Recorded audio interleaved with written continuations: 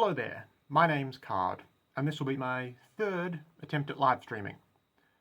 This stream will be a tad different compared to the first two I tried, and I'll get to why that will be very shortly. I've got a couple basic notes on the teleprompter to go through first. Preemptively, I'll just say that I've gotten a bunch of great questions and comments from people that I do want to respond to, and I'll most likely do that in my fourth stream. Today, firstly, I just wanted to briefly reflect on some thoughts I've been having about the live stream format. The idea of roughly every week or so trying a mostly unscripted, sort of like a video but unscripted, the idea of doing that has got me thinking about what I would like to use that time for. I think eventually I'd like to build up to being able to speak extemporaneously at length about complete ideas I have. Kind of like doing a regular video essay, but live and essentially without a full script. But until I get to that point, I've been thinking about what the best use of live streams would be right now. And one of the ideas I had for that would essentially make them a place to do commentary on the ideas I've been having that week, as well as some extended behind-the-scenes type thoughts about whatever videos I've just done recently, or I'm about to do. Like how, I think last stream, I made that sort of a behind-the-scenes sort of extended thoughts about the art as a career video. And sort of continuing that line of thought, I've been thinking about what sort of general direction I would like my YouTube page to be sort of more broadly. Because the last couple of months this year, I've sort of been considering chasing more flavor of the week drama adjacent stuff. And the thing that sort of holds me back from committing to that is that that sort of thing rarely, not never, but rarely appeals to me a great deal. So I'm not going to try and force myself to do that sort of thing and chase drama. What I'd much prefer to do is to stick with the stuff I feel a strong interest in, whether that's an idea for a video essay, or if it is commenting on something that's just recently happened in that sort of drama sphere, I'd like to only stick to the stuff I want to do. Because for one thing, making content about stuff you're interested in is very easy. It just essentially will never feel like work to talk about your interests. And one of the things I'd like to do soon-ish, something that properly interests me right now, is talking more about independent books. And specifically, a few years back now, there was a big push on 4chan's literature board where posters on there really got into self-publishing, and there was this relatively big, but not really well coordinated, effort to make something of a new literary movement out of what pseudo-anonymous image board people were writing. Now, the literature board, I would argue, is one of 4chan's better pages. If you're not hugely familiar with it yourself, I'd recommend going back and looking at a video I did a while back now called something like The Progressive's Guide to 4chan. That should fill you in on what 4chan really is and how it isn't what it is considered to be in the sort of popular public imagination. But a few years back, when all this sort of big push for literature was going on, that was sort of when I was browsing it a fair bit myself. And I'm familiar with a lot of the books that were made by people posting there at the time, and they're often a lot better than you might just assume. You'd think nothing particularly good would come out of a place like 4chan, but you ought to consider that the people on the literature board are all there because they're literary nerds, so they know their stuff, at least sort of more than, say, the average person might. And sometime in the future, not immediately soon, but in the near enough future that I can sort of plan this out a little bit, I would like to do a series which would essentially be reviews or retrospectives of the books which came out of 4chan in the last few years. That'll be a little while off before I sort of attempt to do that properly. But the next main video I do, not a Dog Whistles 101, but the video after that, will hopefully be something of a backdoor pilot for that sort of series. Because I want to review one of those books in particular very soon, for a number of reasons I'll get into in that video, but that sort of gave me the idea of what if I sort of think about how this could become a series. And as soon as this stream itself is over, I'm going to go and read that book and collect my thoughts about it and prepare to do that video. So I'll think about how best to format that video very soon, and I'll go from there. But this also ties into the main thrust of what this stream is going to be about today, because it's very likely to end up quite possibly significantly longer than the first one I did, which was about an hour and a half. Now, I could do a full oral history of 4chan's literature board sometime, but essentially all you need to know right now is that starting around 2019 to about 2023 at the latest, there were a lot of 4chan literature posters who were all trying to write books.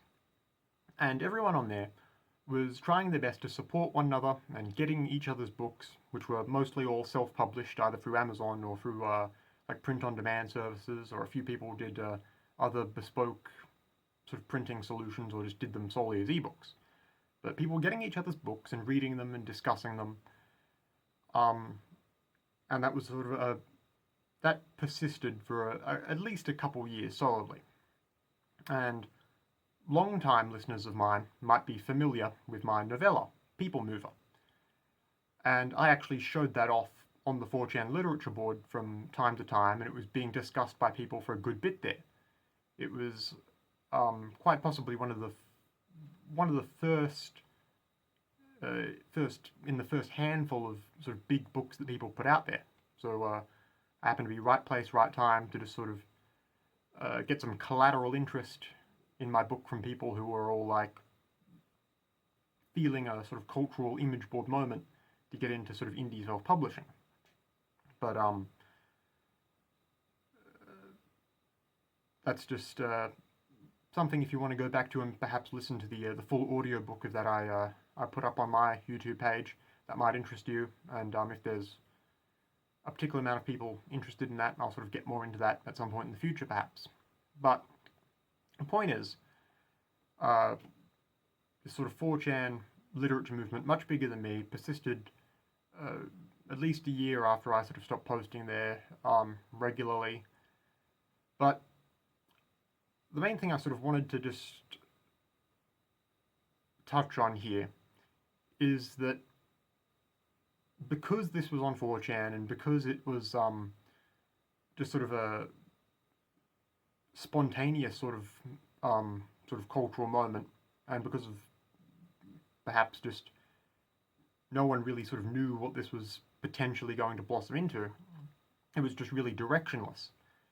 And because of the directionlessness of this whole sort of literary interest people had,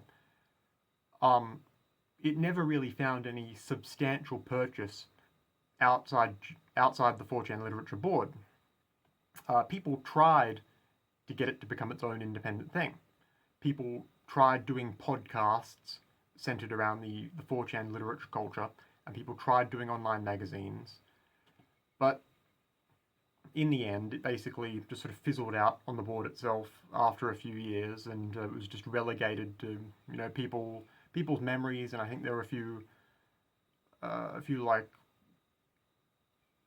sort of small websites that sort of failed to launch properly, and it just became a thing that just fizzled out completely. I mean, for one thing, because of how, you know, small a base of people who might potentially ever be interested in, you know, 4chan literature is, because that's such a small base of potential support. There's not a lot of people to mobilize. It's hard to do it when it's all just anonymous posters. And even under the best of circumstances, if you sort of conglomerated all these 4chan books into sort of one place and sort of made that into sort of one recognizable sort of media brand, it's just hard to get a sort of media property to take off. And when you add into that the fact that, this is all like serious, proper full-length books with, that are being done seriously and by people who, take it seriously. There's just a substantial amount of work that goes into writing novellas and novels and poetry and what have you. There's a lot of work in that, so it just couldn't sustain itself and it ended up burning out.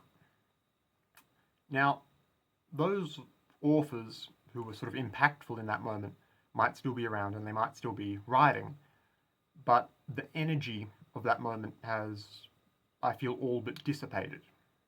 And you could, if you got really granular and serious talking about this, you could talk about how this sort of emerged.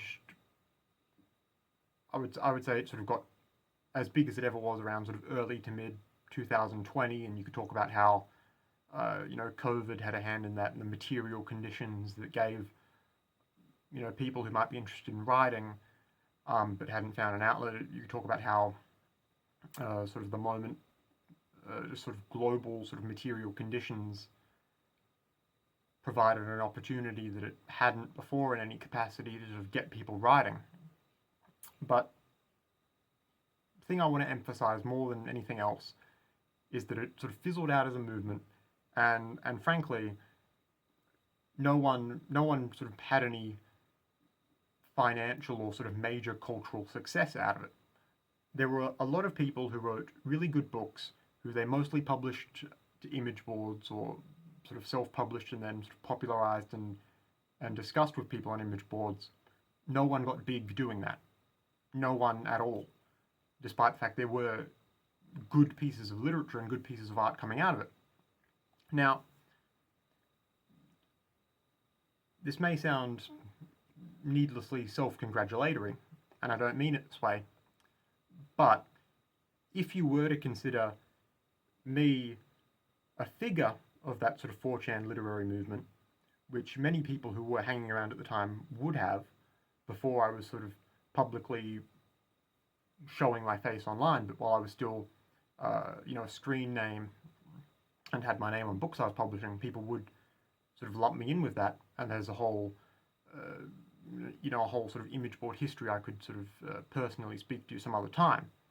But as it stands, me right now, with my very small YouTube following, a few thousand subscribers getting a few hundred views for really low production value videos, me with that small YouTube following, I think is still unambiguously the most successful sort of outcome for anyone to have just even been peripherally involved with that sort of image board literary culture. Which is strange, because you would hope for at least someone to have some substantial success. And it's not like the works being put out weren't good, and it's not like there isn't an audience for literature being produced by the sorts of people you would imagine would be on the 4chan literature board in 2020. But none of it ever really caught on. And sort of one thought I've had, sort of a bit of a digression, but there's this idea in a lot of people's minds. Everyone who sort of pursues, I'm generally against the idea of people pursuing sort of media careers or sort of careers in the arts or entertainment by sort of making a big pursuing fame, I should say, rather than pursuing a career. But there's an idea that when you have a group of people who are all know one another and talk and perhaps collaborate because they have a shared interest or work in a shared medium or format, there's this sort of a dream fantasy that, hopefully you all support one another, and hopefully one person in that group will get successful, and then they will sort of hype up everyone else. And that's, what a lot of people hope for. And for some reason, whether or not it's like a smart idea to hinge all your hopes on that in the first place, and whether or not sort of your intentions are well and they're good, but it's not necessarily a solid career plan. But you never really see it play out, even though you'd think it would. You know, I think there's an impulse a lot of people have. People who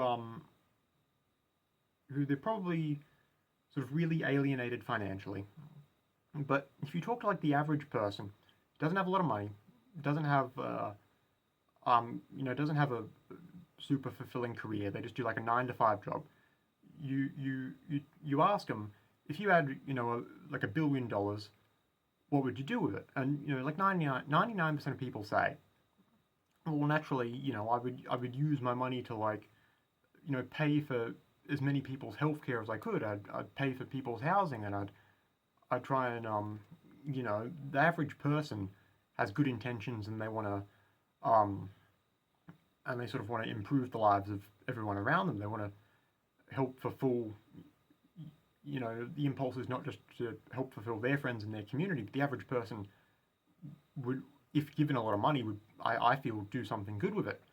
And then, that sort of just makes you think, well, how come, the millionaires and billionaires and big money corporate types don't do that? And then you have to think, well, perhaps either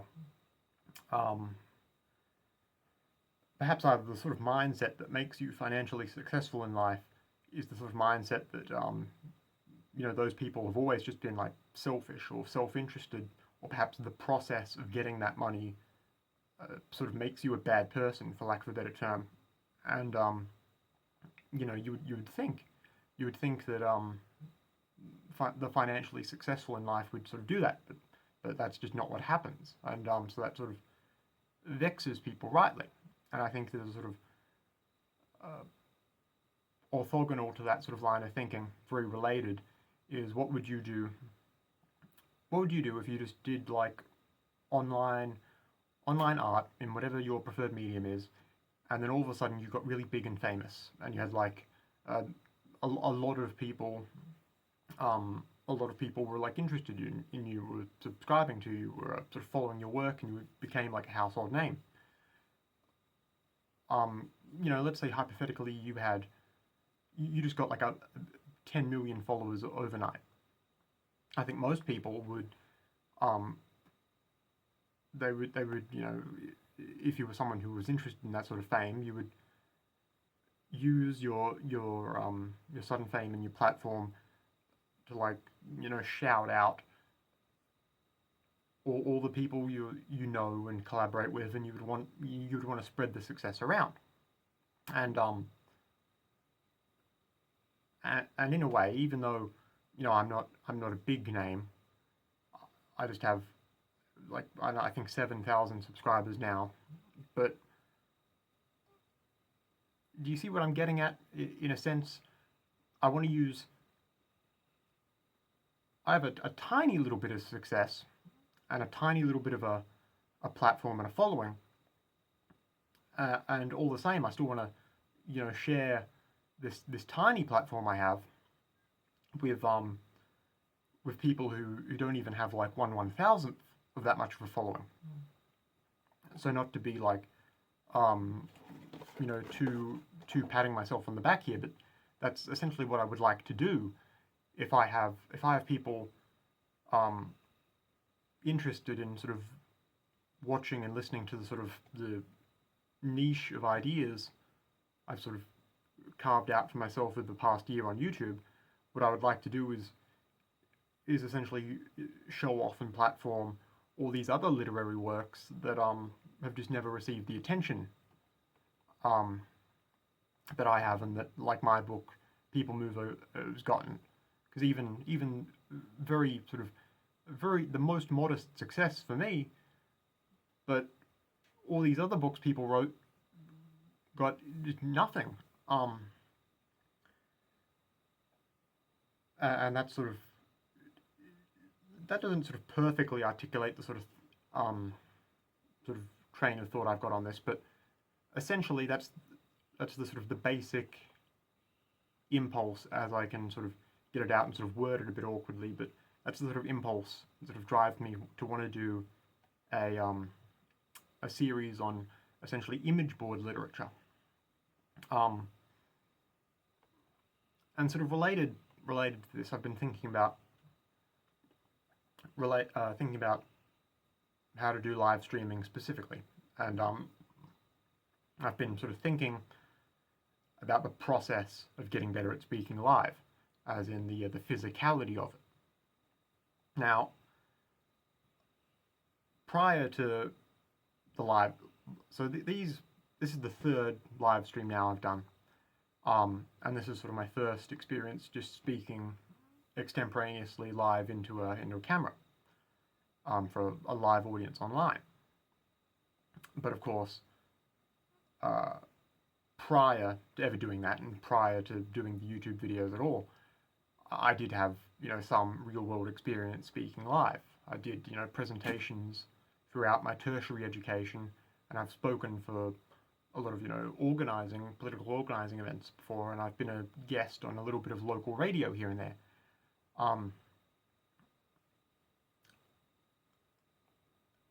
But it feels different in the moment, and it's a sort of different. There's a different atmosphere to it, and I spoke about this, I think, mostly in the first stream I did.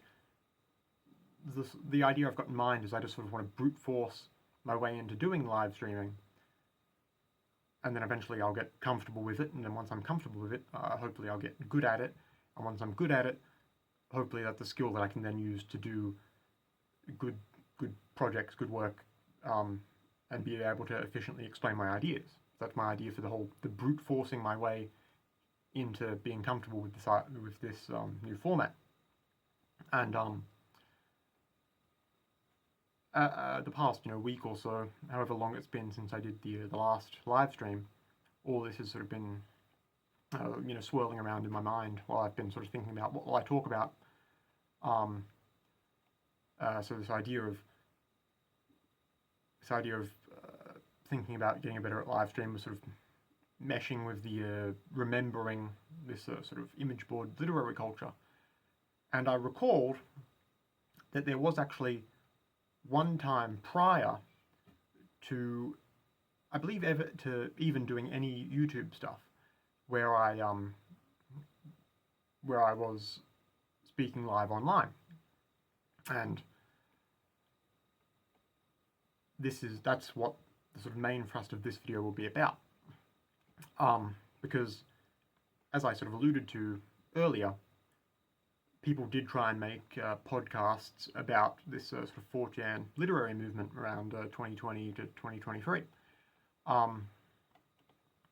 And the most successful of any of these, which again isn't really saying much because the success was very limited, but it's still the most success any of them got, was this podcast and this newsletter, and I think this independent website called Unreal Press. And as far as I can tell, it is essentially dead now, or at least on a very long, indefinite hiatus. But it was a good premise for an independent project, and the idea the people behind this Unreal Press had was they would try and get all the authors of the books and the poetry and similar, who were all posting on 4chan. They would get them in one place, collaborating together properly, and they would sort of do a newsletter, do a podcast series together. And they tried that for a while, but it never really shaped out. That sort of fizzled out, burnt out too. And this podcast they did, the sort of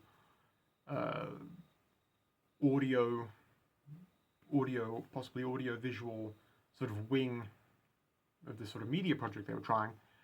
I think it ran for about a dozen episodes maybe, or a few dozen episodes. And in one of these podcast episodes, I think around mid-2022, they discussed my novella, People Mover, and then shortly thereafter, they reached out to me, and I went on for, I think, about an hour, maybe an hour and a half, and I discussed my work. Just, with very, sort of, I went into that with no notes, like, just, 3 years ago now, when I would have been, like, 22, 23, no notes, just sort of talking to me off the cuff, asking some questions about the book, about sort of the process for writing and whatever art projects I'd been up to at the time. And I'm going to link that YouTube channel that podcast was on at the top of the description for when I upload this live stream recording as a video. And you may note it only has like a few hundred subscribers, I think, at the moment, which just goes to show, when I say very little success, that's where they got to. They got to a few hundred subscribers after putting in some real effort for a real long while with a bunch of talented people. And I'll also be linking the 2 episodes of that podcast that I just alluded to, the one where they're talking about my book and the one where I was on. Because what I'd like to do for much of this stream today is I'm going to be listening to both of those podcast episodes now, and then I'll be reflecting on them. And how this will work in the YouTube upload is that I'm going to be doing some editing jiggery-pokery here, because I'll cut in the relevant audio at a moment, then I'll give my thoughts on it, then see if I've got anything to add. I'll do that for one of the podcast episodes, then repeat for the second one. And some of this may be very sort of inside baseball for people who have found my YouTube page more recently. So you can either dip out now, or just sort of power through it yourself, and it'll make sense in context when I sort of go through this. But either way, the main reason I want to sort of make this the topic of a live stream is because I'm just eager to have a record somewhere of this stuff and of me sort of giving my thoughts from 3 years ago. And going forward, I think it will be relevant when I get around to pursuing this indie book review series sometime in the future. So with all that established, if you're watching the re-upload of this after the stream, I'm going to cut now to an interview I did with the host of the Unreal Press podcast, L.A. Labuschagne, in August 2022. Then we'll debrief together afterwards. Here you go. Welcome back to the Unreal Press podcast, the internet's first and foremost podcast on transgressive fiction, online culture, and everything from 4chan that's actually good. And we're now available on like real podcast platforms instead of, just YouTube and Spotify. Yeah, I actually finally got around to remaking all the accounts that the previous co-host Ryan did not give me before he had a schizophrenic fucking meltdown and fled to the Caribbean to become a beachside ass hermit. Anyway, I'm ex-fat journalist L.A. Labuschagne. I'm knocking back a glass of hot chocolate with a few shots of Bailey's poured into it, and I'm talking to John David Card.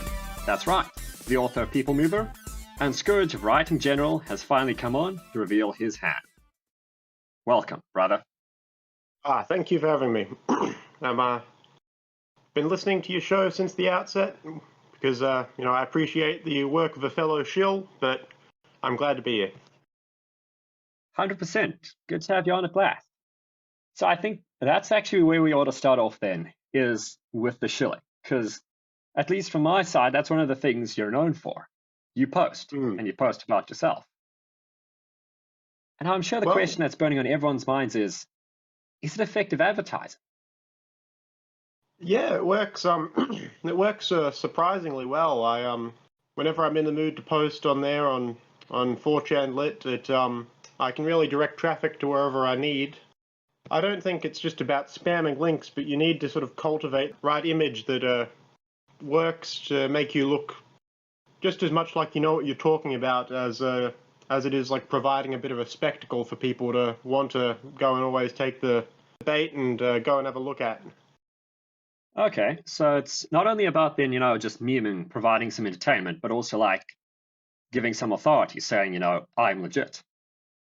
You can find the exact sort of perfect sort of vision of yourself you need to make on every different board, but on Lit, it's very much one of, cultivate equal parts a sort of pseudo-intellectual shell over just a slightly weird sort of tilt at things, and you can really draw people in easily. As much as people will say they don't take the bait, the traffic stats on my end tell a different story. Yeah, I mean, that's what I've noticed. And that's something I found just reading Lit and frankly, just reading other boards that also have trip fags is, well, we unfortunately complain about everything. But yeah, people complain, and if they can attach a name to it, they complain, but they also do read it.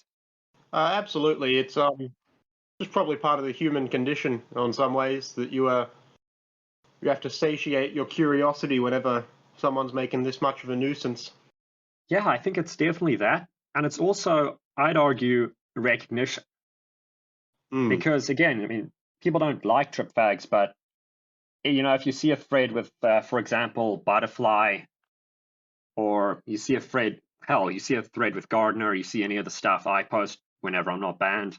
Yeah, people look at it just because, hey, look, somebody's putting themselves out there, and that's still kind of audacious, even on this platform. People come in. Yeah. People always say they don't like trip codes and people using them, but I think the reality is very different. And Lit has a few. Some of the other boards, like LGBT, is practically half the people there. On some of the other boards, I look at like His and CK. It's a little less common, but definitely on Lit, people have come to understand sort of board culture that definitely doesn't hate them as much as it claims to. Yeah, that's one thing I've found.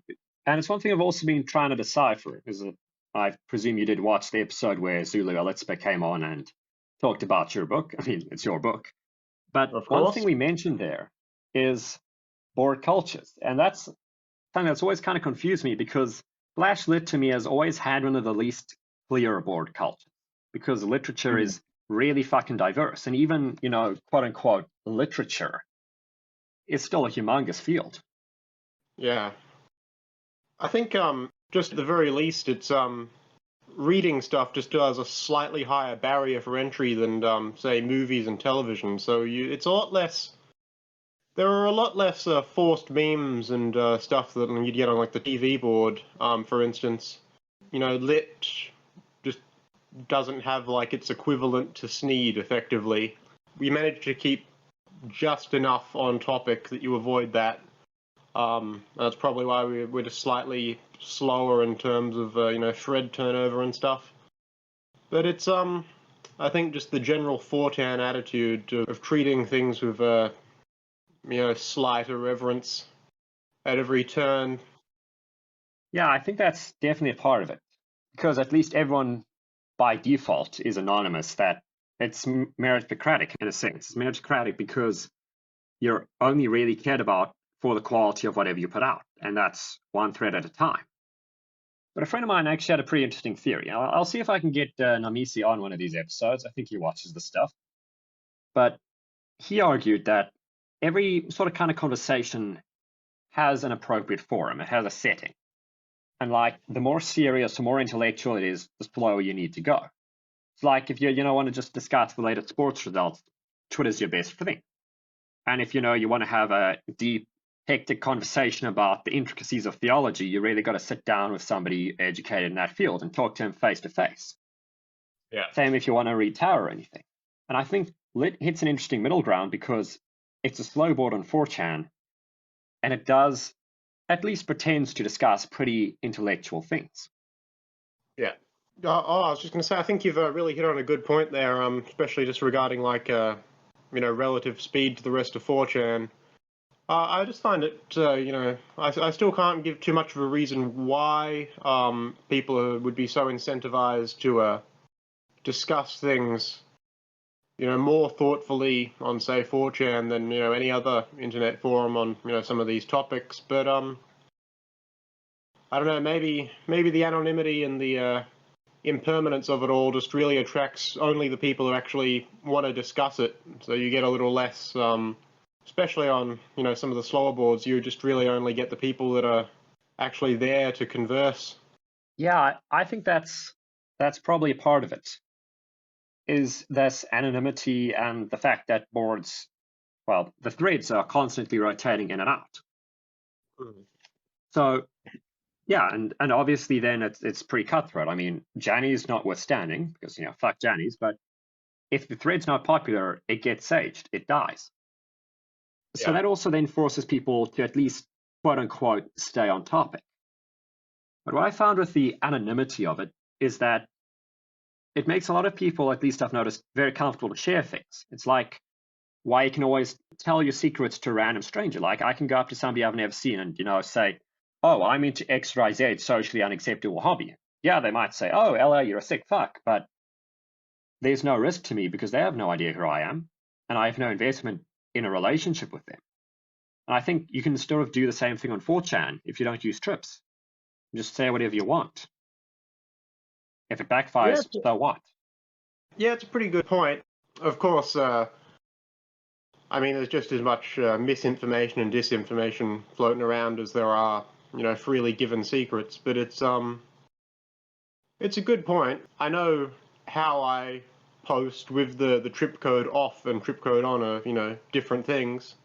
And yeah, just I think it's maybe slightly different on lit in particular because it's not like that's a particular thread where you're sort of discussing personal matters for the most part. Right. Yeah, it really is. And another thing I wanted to ask, and well, not only me, but I was told to ask this question, if you don't mind sharing, since you're really alongside Gardner, one of the people who's advertised on Slack.lit to arguably its full potential. How much did you make on that? Or just sales numbers for People Mover? How much of them do you think came from your efforts on this platform? Well, the first time I released People Mover, and I did it did it just independently. It was about 90 pages, like short novella, through Amazon. I over the course of about just a month of shilling on the side every evening on Lit, I was able to, I don't know, even if people who have read my stuff and seen my posts will sort of know too much about my personal background, but it financed a move to a different state and pretty comfortably, and got me set up in a different place for a year now. So just off the back of the book alone, I was able to, financing through a hobby essentially that is writing and posting, I was able to pay for a move, and Wow, congrats. yeah, it's I've got hopes that I'll sort of be able to continue that in the future. I've the original People Mover link's been taken down now, but I've got some plans for it in the future, and just other little writing and art projects I've been doing since I've moved to a major city have been going pretty well. So Okay. just a little side activity. I've been pretty financially beneficial from it all. I don't know if you'd necessarily be able to do it as easily today as I could, a year and a half ago, just given that the sort of self-advertising is a bit more saturated on Lit now, and I sort of really got in there at the start with, when it was just myself, just sort of relying on like grassroots posting and Gardner, taking out the ads and sort of making a bit of a forced meme out of Call of the Crocodile and all that. But no, I've been able to do pretty well off People Mover alone, so I'm happy with it. Yeah, well, good job, man. I'm happy for you that we're seeing real success stories here. And well, yeah, you're one of the few people I've met who's actually been able to do something meaningful with book money. So, I mean, that's always nice. But so you actually said you took the link for the original People Mover down. I mean, obviously, I've also heard rumors then about a rework floating around, like an expanded, another 50-page version. Are you going to re-release this officially? Yeah, I've always got a bunch of projects on the go, and I'm still holding on to the People Mover manuscript and everything like that. So maybe over the course of the next couple months, keep an eye out for if that resurges, which is quite likely. But yeah, I did end up taking the original one down. It's if you really went through the archives, you could probably find a link I would have posted either under a trip code or anonymously to just like an archived sort of free online version of the original the original book, but I ended up taking People Mover down. It had served its purpose, and I know that a lot of the 4chan people had started sort of leaving bad reviews, I would say, unnecessarily, and just seemed like it had sort of done its purpose. Plus I was at a point where I was ready to move after I'd sort of saved up for that, so I was not shilling it like a full-time hobby or anything. Okay. So yeah, just Okay. take it down. I'll keep it in my back pocket, and when that next version, does inevitably come out, then it will be expanded, and there are some follow-up books that have always been sort of envisioned as sequels and such. When they happen, I'll put them back up, and I think people will be eager to see it. And so, yeah, you saw the episode. For anyone who hasn't listened to it, I was not kind to People Mover, but at the same time, it is, it's from my community, and I will definitely, read the next ones in the series. But one thing I do want to ask about you, John, and with People Mover is, so if I get this right, you are Australian. At least that's where you've lived all your life. That'd be fair to say. I pretty openly put stuff up on social media like Instagram and stuff that I think people will be able to sort of tell plenty about my life from seeing. Yeah, I mean, I can tell from the accent alone that you're from the land down under. But that, begs the question: why did you write this book set in America, and not only set in America, but almost drenched with Americana? That it's not a book that you could really set anywhere else. What led you to make that choice? That's always been the first question anyone who read it that I knew in real life asked. Everyone from my friends to my parents, they always ask that, and I think it's just simple that that's where I wanted to put the story. It's on the American-Canadian border. It's one of the places where it could happen. Yeah, simple as that then. I'm sure people that will be listening to this will more than likely have read the story before, but I just wanted a story about crossing some borders with a gun in a truck, and with a certain sort of personal attitude of the characters in there. So where else to set it than the USA? I mean, that makes sense. In a way, do you think that maybe contributed to the relative success of your novel then? Because, most people who use Chans are American. So perhaps selling a book that was closer to home as opposed to selling written with truckers and similar themes in your own homeland. Do you think making a book set in America helped its success?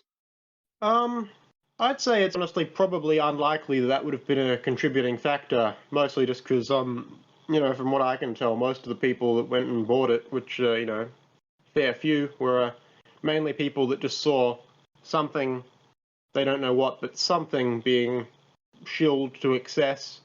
I don't think a lot of the sales happened because of, secondary word of mouth about where it was set, at least.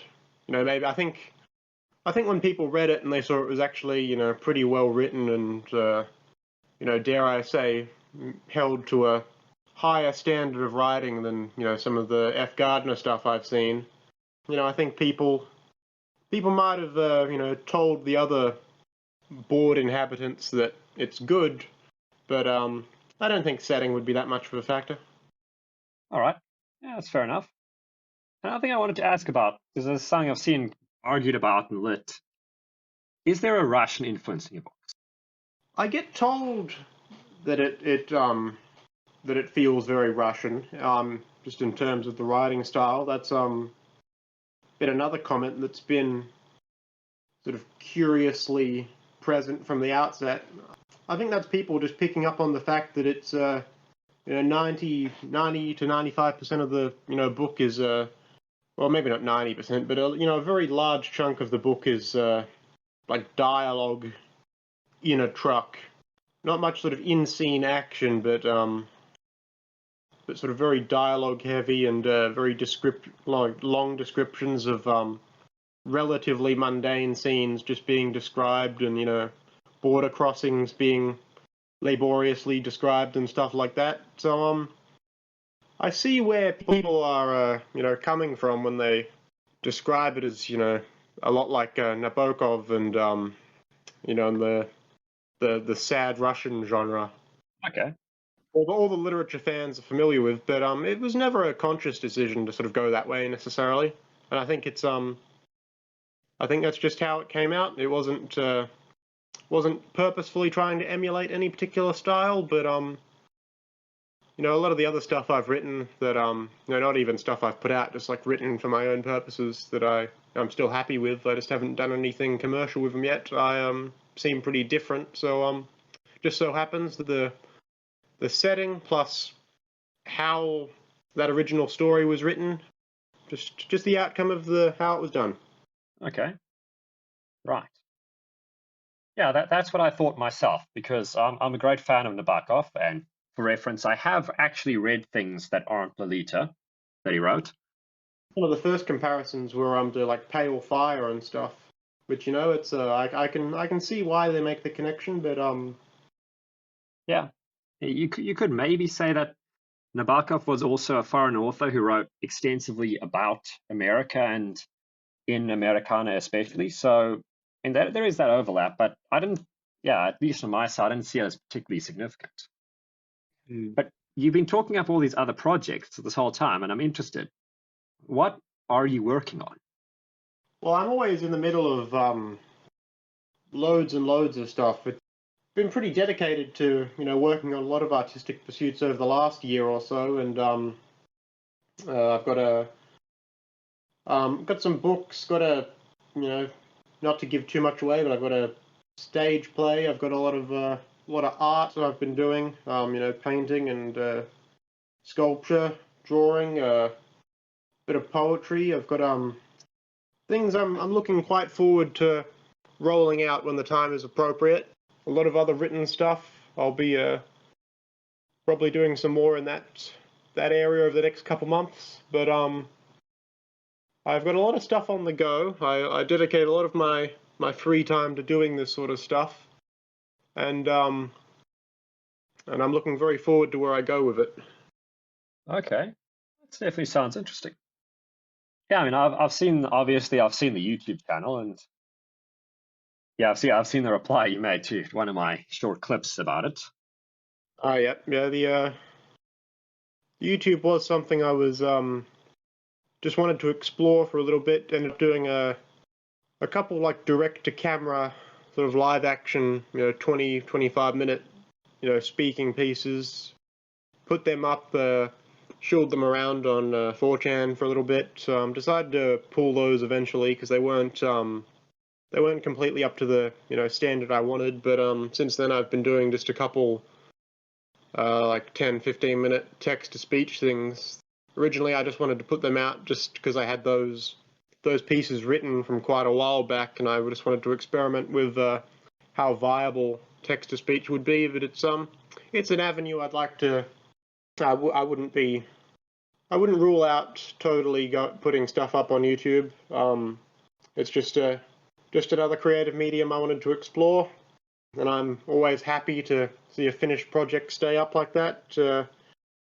I just think there's some just inherent virtue. That's probably not the right word, but there's an inherent goodness in just any project being finished, even if it's not sort of perfect in my eyes, and very little that I do ever is. But I'm always happy to just have something up and being seen. Yeah, I think that's really a very important part of being a creative, and that's something I think a lot of people struggle with, especially those who've grappled with perfectionism, is realizing that obviously you have to make good content. I mean, just don't shit posting is shit posting, but most of us don't make a living off shit posting, and those who do put in a remarkably large amount of work into it. But yeah, I mean, if you're putting content out there, it doesn't have to be perfect, but it has to be, I think, consistent. And you do have to keep evolving, experimenting, and continually working out a niche and understanding it.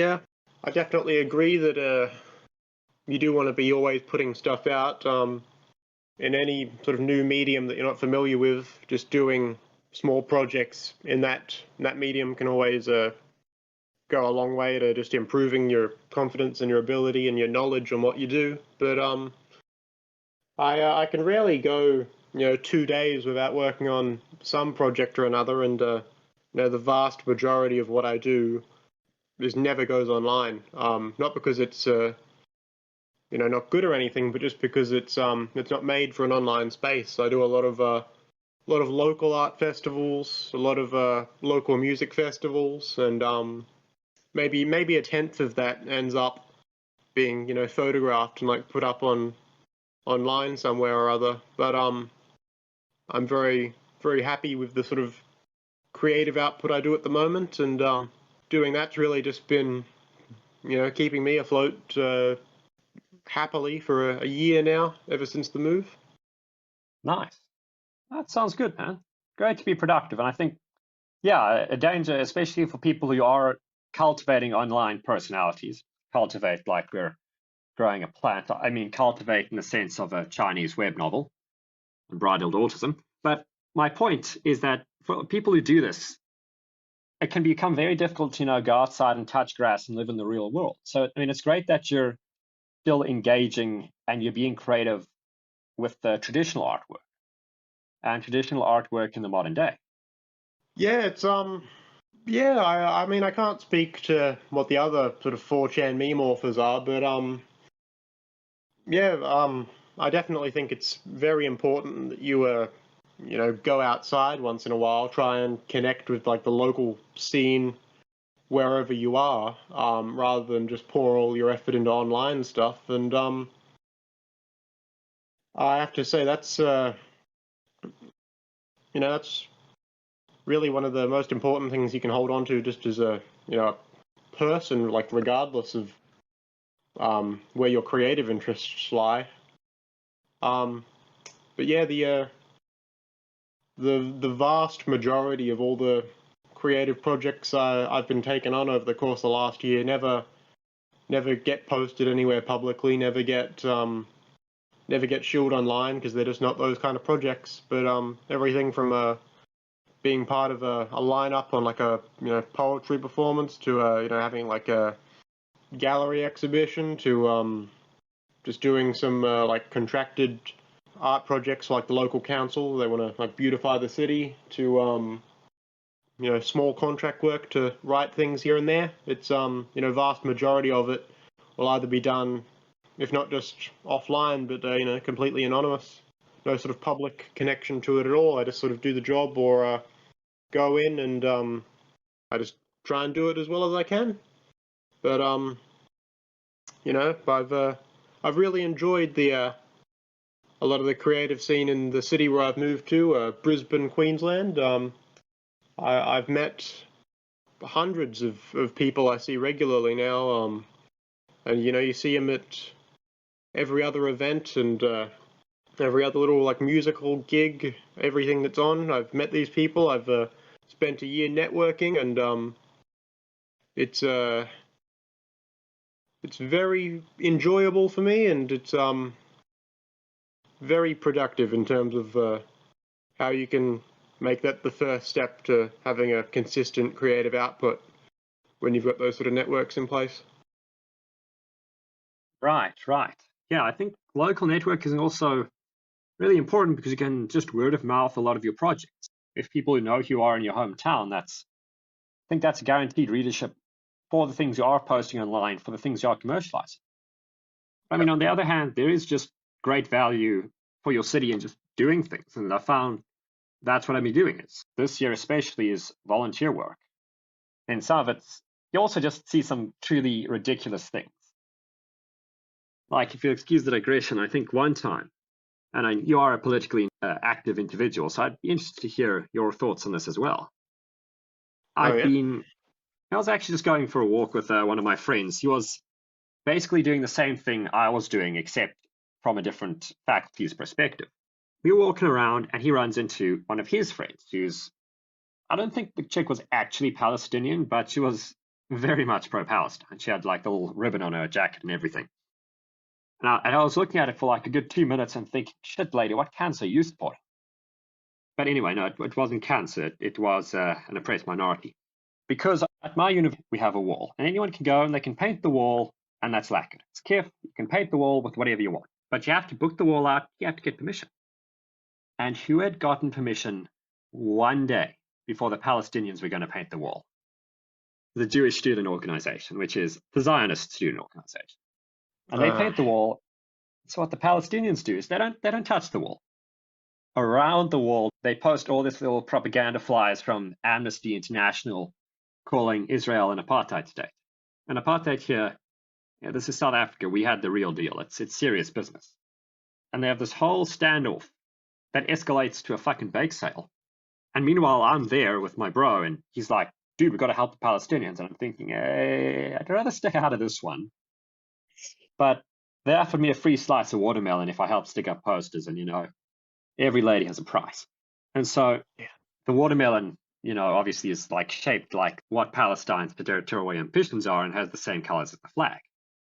And this escalated to a bake sale where while the Zionist students were protesting the so-called occupation of their wall, the Palestinians just started selling cupcakes.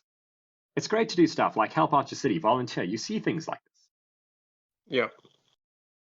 I'm definitely going to have to lift the phrase elevated to a bake sale for the next type of these meetings I'm sitting in. But yeah, it's you definitely get to do a lot, especially if you have some interest in socio-political goings on. But I found it fulfilling sort of area of the city society to be in, getting involved in all that. The universities around here have been home to a surprisingly high amount of controversial goings on. We've had a handful of people sort of make their name as political aspirants off of pulling publicity stunts out of the universities, just in like this one end of the city. I definitely found a lot of enjoyment out of it. Yeah, no, it's also fulfilling stuff. I know, obviously this filters into your work because nobody's work and their personal life is entirely separate. But I am interested then, because I heard at some point you also released a manifesto, a collection of notes and a treatise, Oh, yeah. I'm not exactly sure what it was like the philosophical considerations of the physicality of the human consciousness. Yeah, a while back, I think this might have been slightly prior to People Mover. I'd for quite a long while, a bit prior to that, just sort of in the couple of years since I'd left high school, one of the little side projects I had going on was a regular little column in a small independent lit mag type thing. Just real sort of local indie thing, probably never got archived online anywhere to my knowledge, but it was just a small little thing, and I had a regular column, and basically half of the joke of the column is that it was called Discourse on the Physicality of Human Consciousness in the Classical Tradition and Other Topics.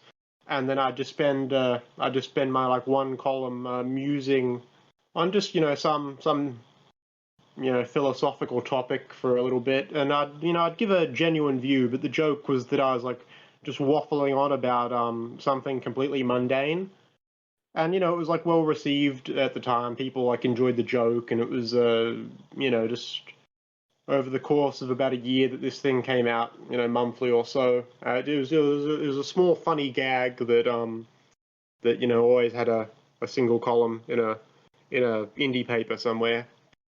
At the time when this project came to a close and it had run its year-long run, I'd basically been, me and a lot of the other people who were sort of involved in this sort of looked at our lengthy, cutting room floor piles and piles of notes and stuff, and I basically compiled everything I'd written for that, plus a bunch of long-form original content in the same vein into one sort of small booklet, and formatted that already to do the Amazon self-pub thing, and just sort of sort of pressed it into one book and put that up online for just a month, so we could all order our copies. And it was sort of like a old like 50s TV show serials that'll do like a bumper book yearly sort of thing. Right, okay. Right. It was basically just that was always basically just a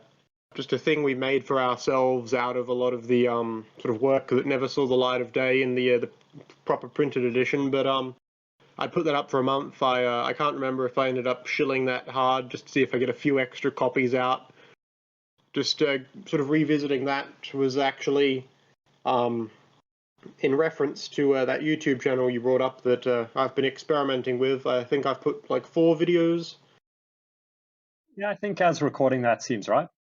Yeah, to date there are about 4 of those, and I think 3 of those were just lifted directly from that that end of year bumper book, just as a means of having something to just test the powers of doing text to speech on. Right. And now, why did you go with text to speech originally? Because I mean, you're clearly comfortable behind a mic, and you've also clearly done a lot in front of a live audience. So why not narrate these videos yourself? It's just purely been some experiments into how feasible text to speech is for some things. There's just a couple avenues. One, I just wanted to get that content up online somewhere in some form, especially since I remember you bringing up the witch burning thing in one of your podcast segments. So I thought, oh, I remember that. That's from the book. I'll put that up online just as a proof of concept video, which was one of the things I must have used that as a sort of eye-catching bit of a joke to shill it online at some point if it's still well known or remembered in some capacity. But I've just been playing around with text to speech recently. I want to see if it's viable for making some music with in the long term. Music with text to speech. Now that'll be interesting. Anyone on 4chan's probably seen at least one Moonman parody, and they're all pretty bad, but I feel like there's something that can be done with the format to redeem the idea of putting a beat behind text to speech. I think that's definitely got potential, and spoken word music it sells. So I think text to speech music could do something similar. Yeah, I think there's probably a spot for it. I've been going to a lot of experimental music projects that are put on by people I know, and it's definitely just one of the little projects I've got working on at the moment. Nice. That's definitely an interesting avenue, and I'm not sure how much has really been done with text to speech in this regard before, especially using it as a major way. I mean, I'm sure you're aware of like Internet Historian. There's been successful YouTube channels with that, but actually using the unique quirks of it, I'm not sure how much has really been done.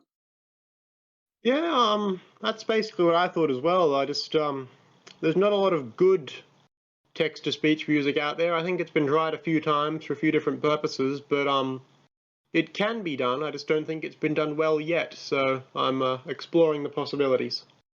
Right. Have you done much music beforehand? Like, do you play any instruments or anything? I've done a little bit of music here and there. I'm pretty sure I've never put anything online in that sort of space, because I'm not very good, but I was just raised in a household that encouraged learning the basics of a lot of things, and I feel like I'm decent with the piano or keyboard, but I know a lot of people that are just leagues ahead of where I am, so I'm unlikely to do like a one-man act anytime soon, but I definitely wouldn't rule it out totally. I'll explore the possibilities of having some musical project, and I guess just keep an eye on that social media and see if anything ever comes of it. Certainly looking forward to seeing what does come of it. Yeah. And so, in speaking of books, because I mean that this is like, as I said in the intro, transgressive fiction, online culture. With fiction, what will be your next project? Is it going to be like the People Mover series, or are you planning something else? What can we look forward to on Lit? I've actually got a a handful of literary projects.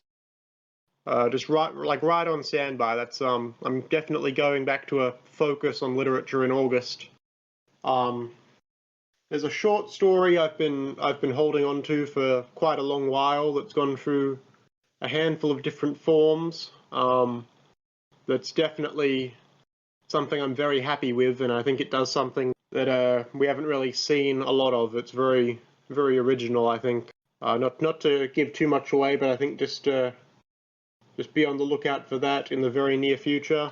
I've got plans for People Mover and People Mover as a series in the immediate future, and I've got a handful of other little magazine projects that I've also got roles in. A very, very literary month August will be for me, I think. So Cool. Yeah, that sounds right. So there is more in the works. Good. I mean, one of the things I wanted to see with People Mover is, yeah, I do want to see it revised, edited again. I wanted to see like the director's cut of that book because I think it has definitely major potential. And even hell, leaning into the Russian aspects of it, I think could prove a major strength. Like, frankly, that was one of my favorite parts of Lolita is just the road trip. But not speaking about Lolita, speaking about the Chans again. You've mentioned that you had this like understanding with Gardner that he had the ads, but you showed on the board itself. What do you think about Gardner? I think our interactions have been pretty minimal for the most part. I'd be more than happy to sit down with him and have a talk one day, but I saw the ads popped up around about the same time I was planning on starting to shill People Mover, and I just thought I feel like I can accomplish word of mouth on this board better through different means.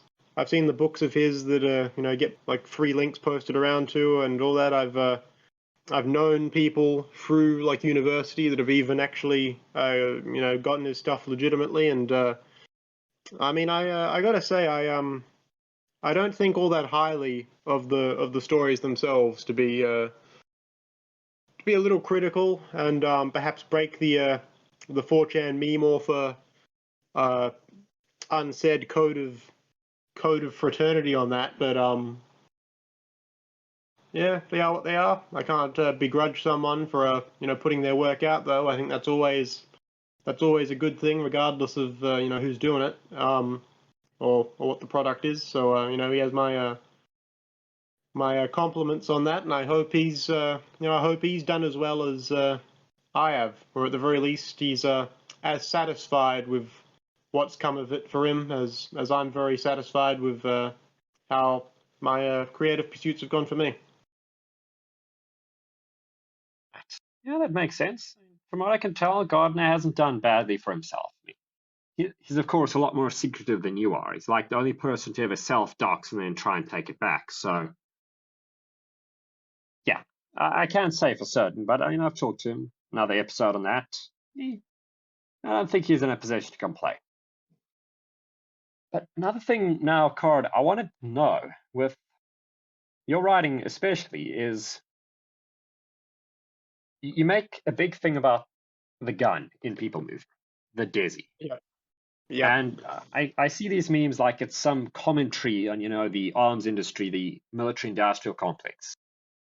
Is there any weight behind that, or is this just a cool gun for you?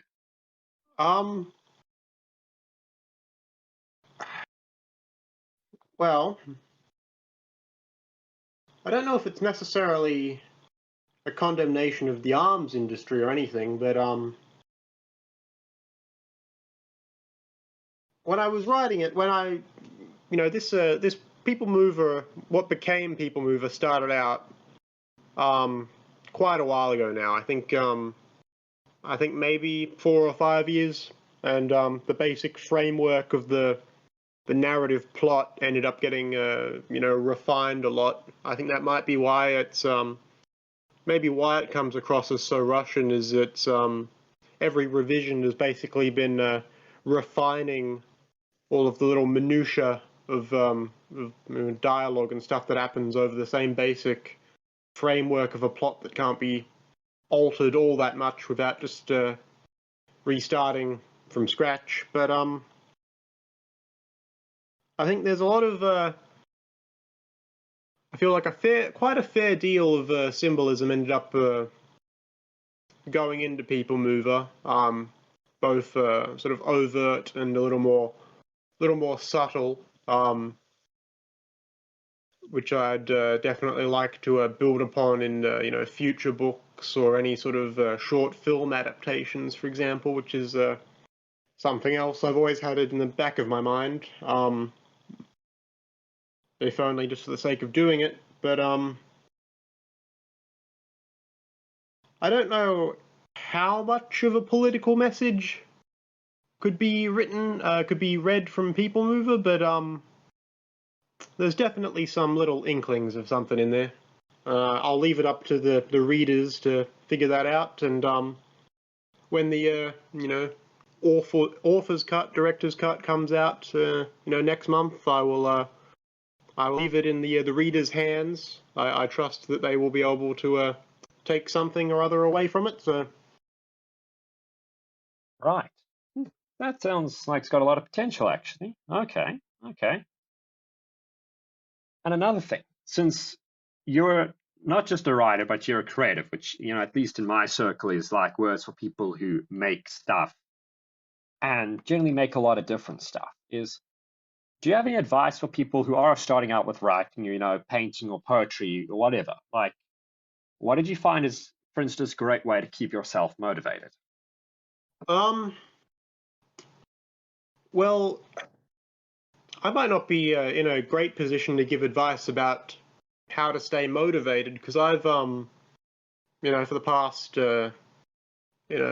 like 5 or so years since I'd left high school, I've always felt very, very passionately and very interested in pursuing these creative projects, and I'm, I don't need any external motivation to make me want to do them. It's, I can't really go 2 days without, pursuing a creative project that I don't miss it terribly. So it's just something I'll always be working on. Big, very strong, like work ethic for it, I guess, just innately.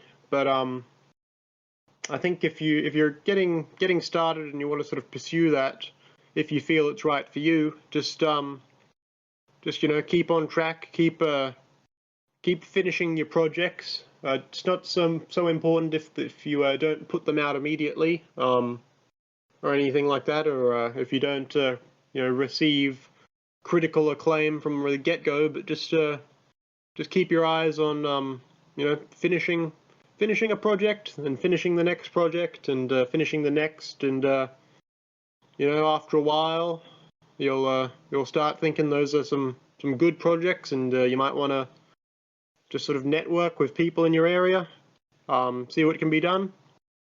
But if you feel like it's the right life path for you, I feel like you'll know it, and you won't need any sort of convincing or anything like that. And if you give it a go, that's great. But if you don't necessarily feel it, then it's fine, I presume, to just recognize that it's not your thing and go pursue something else.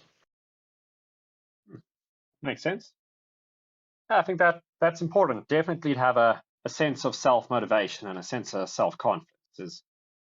The problem is relying on intrinsic motivation. It's great until you run out of extrinsic motivation. And then you're in a terrible fucking position because, well, nobody's rewarding you for making it. But I think for a lot of people who do find some kind of creative outlet as a hobby or, even as a profession, there's a drive to make stuff, like you said. So, yeah, with extrinsic motivation, if you're not getting rewarded, the drive doesn't go away. You just sit there thinking, I should write, but I don't have any incentive. So realizing that you're doing it ultimately for yourself, I think that's quite a mature way of understanding it. Yeah, absolutely. Yeah, I mean, not to get too unnecessarily deep into like the philosophy of driving motivations, but I think if you're only pursuing creative projects because you're seeking like a commercial success or anything like that, or even if you're just pursuing exterior validation, I don't think you're going to be doing it for the right reasons, and you're probably not going to be completely satisfied with how you're using your time and your effort. And I feel like if you've got the right motivation for it, you'll just be happy to be doing it. Nice. That goes a long way. Sure. Is there any other message you'd like to give to the listeners or just people in general about writing there? Some other tips you found that are beneficial to know and work out with? Just in purely sort of writing craft terms, I feel like just the best thing to keep in mind is just a very similar thing to I remember there's like a very like film school bro quote that gets attributed to Tarantino that's always about the reason he's a good filmmaker is just before he was a director he'd just like sit as a clerk in a video rental place for days and days and days and just watch a lot of movies. And I feel like that's completely correct in terms of just knowing what's good. And if you go on a board like Lit or a board like TV, for any of our 4chan listenership here, like if someone says Kino, in response to describing a scene or a creative composition, we have an inherent understanding of why that is. And I think there's just a perfect something that can't necessarily be defined in words all too easily, but it's just we know what makes for an entertaining scene at just a base level. And there's just whether it be just a witty little bit of dialogue or a clever, just a little clever, just enough fan service that isn't that's tasteful fan service. Yeah. But we just have an inherent knowledge of what makes stories good. And I think if you have an idea in mind for like an original premise for a story or original idea for a poem, and you just keep that guiding principle in mind of what good taste is, and how to easily identify something badly written. If you just keep that in mind and just work purely on whether it be your just mechanical processes, if it's like painting, if you have a good idea for a painting and you know what you want to do and you know what'll make it good, just keep practicing doing that painting until you actually have like the techniques of capturing what you want perfectly. If it's writing, just focus on doing rewrite after rewrite to just get like the vocabulary there. If it's anything, just keep refining it mechanically until you get to that great idea of yours. Because I feel like realistically, everyone on Lit, everyone on TV, even everyone on like V, a lot of these boards that discuss entertainment products are like 99% of the way to being able to identify what makes a great story great. And at that point, it's just a mechanical process of practicing until you can, create one of your own. And I would encourage everyone to find out what their good idea is and just keep working on it for as long as it takes until you get that one, great thing of theirs out. Just keep at it. Persistence. Yeah, I think that's good advice. And it's advice that you can apply to a lot of things, not only creative endeavors. Like I think it was either Bruce Lee or my dad once said, don't be scared of the guy who's done 10,000 kicks once. Scared of the guy who does one kick 10,000 times. So yeah, I think that holds true. Also, like you said, making what you want. I've realized with a lot of things, again, it boils down to motivation. Obviously, if you're trying to make money, you have to care about your audience and what they want and cultivate stuff. But at the end of the day, you're still making money for yourself.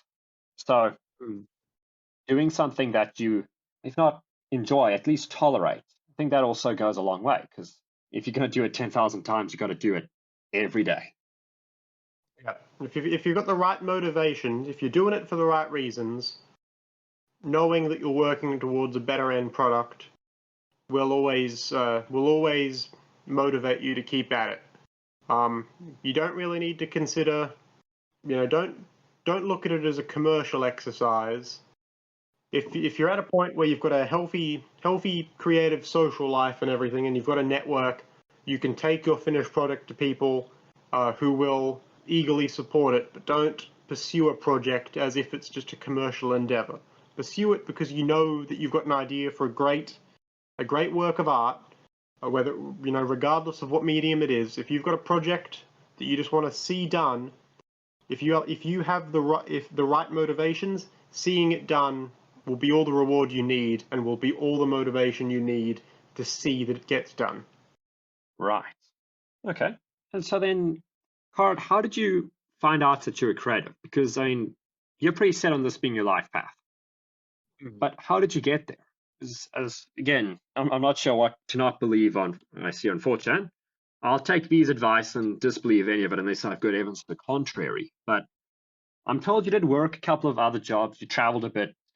You did things beforehand. How did you get to writing? Well, I've ever since like the last year of high school or so, when I was sort of weighing up my options for what career path to take, I was always pretty dead set on something academic, whether it be in English or history. I was that sort of mindset. Never particularly cared for math and hard science, but I was just sort of pretty interested in the humanities. So I always had a creative undercurrent beside that. But I focused on the academics of it all. Went through uni with an academic career path in mind, but by the end of that, especially since my final couple of years of uni had been pretty radically altered by the pandemic and stuff starting up, so that kind of stymied my efforts there a little bit. It was at that point I just sort of had a good long time to sort of reassess my priorities in life, and that reassessment and realignment made me sort of reconsider if I'd like to pursue the projects that are meaningful to me, and that meant putting down all the academic qualifications for a bit and picking up the artistic interest and first returning to all the stuff I'd just been writing, commercially, like all the little magazine columns and stuff I had, and all the little journalism bit work I'd done, and just the big list of ideas for stuff that I had that I really wanted to do. It meant revisiting that. It meant writing the book. People Mover, as what became People Mover, had been something I'd been holding on to for quite a long while, but it meant taking a few months to seriously look at that and how to retool that into a proper story, and putting that up, eventually shilling that, which facilitated the eventual move to where I am now. And the past 13 months I've been moved out quite happily, and up in the big city away from where I grew up I've been perfectly happy with it, and it's only increased my capacity to take on creative projects 1,000-fold. So yeah, it's been a very enjoyable last year, getting to sort of know the other creative types that are here, living in a proper major city for the first time. And I would just encourage any of your listeners that if they have a creative dream and they're pretty dead set on knowing that they want a creative life path, but they're currently in a situation where just the circumstances of their life don't allow it, well, I'd have to encourage them that nothing wrong with dropping everything and just moving and pursuing something else. And what with our very finite time on Earth, might be more worthwhile to do it than to stay where they are currently and not completely fulfilled. Makes sense. Yeah, I think the pandemic showed a lot of people that your life isn't set in stone and things are going to jerk you around. So you can do the same thing. You can actualize, you can be assertive, you can really decide to pursue your passion. Even if not forever, it is now and ever. Yeah, no, you really have to just decide what your values are, what your goals are, and just really, will to power it, life into going how you want it. Yeah, I have to agree, and I'm infinitely happier with the decision I've made than the career I would have otherwise gone into had I not made that decision. But I've been very fortunate that the 4chan shilling went well, opened up that path financially to move myself to where I wanted to be, and everything has just been really, really ideal since. I can't complain. Nice, man. Good to see a success story coming out of this. And yeah, thanks for coming on, man. It's been good having you, John David Carr. No problem. I've enjoyed it, and I'm more than happy to come back anytime if you ever want to do a follow-up, a year from now or whatever, or if you want to have a discussion with some other 4chan me-morphers or anything, but I'm always happy. 100%, man. Good to meet you in voice. And, as always, I've been LA Labuschagne. I've read some stuff too, Sociopath, Shaman, Shaft True Bay, and look out for the upcoming Unreal Anthology. It'll be out, inshallah. It will be out. And I don't just say inshallah because it's become part of my vocabulary ever since starting living in Dubai. No. I'm saying it because it has an Orientalist theme. That's right. We're going to do like Aladdin, and I'm going to do like something, some thriller thing about like modern Arab life. So yeah, I mean, it will be content. And that's one of the many things they're about on the Unreal Press. So yeah, until next time. Cheers. Thanks. Bye. I may have gone too far in a few places. So, I've just listened to that podcast interview for the first time in a long while. I jotted down a few notes as I listened along. My first thought is, I feel like I stand by just about everything I said in that interview.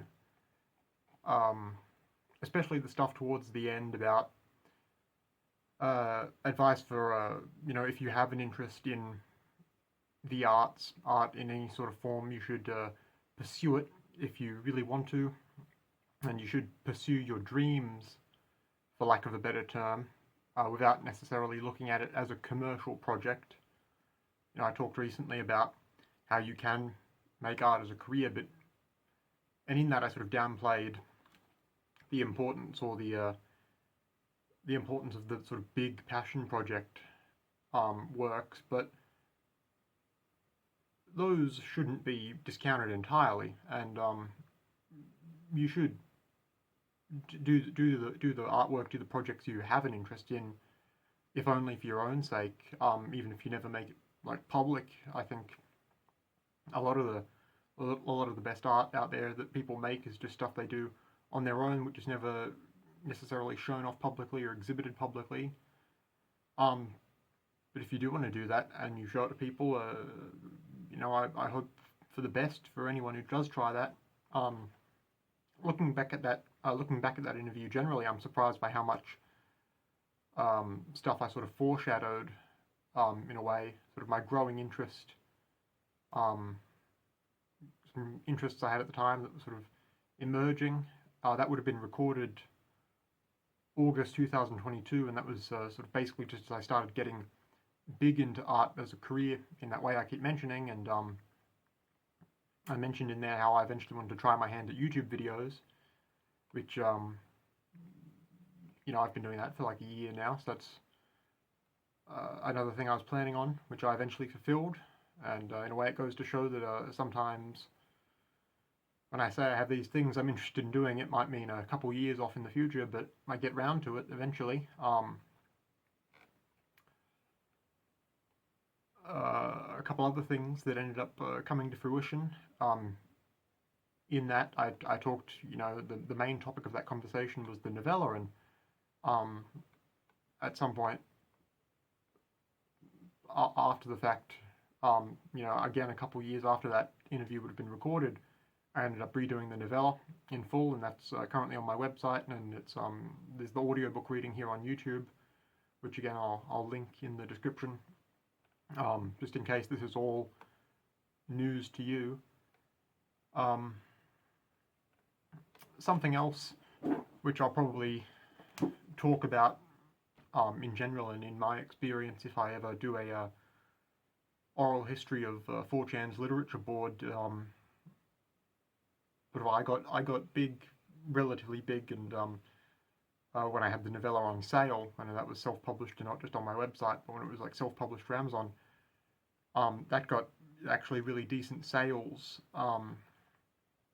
through basically word of mouth on 4chan, and I think a lot of people who may be hearing this, to whom this is all a completely foreign topic, I think the 4chan literature board thing, and I do want to take this as a serious topic, because I really think 4chan has like millions and millions of unique monthly, daily, weekly users, and the literature board on there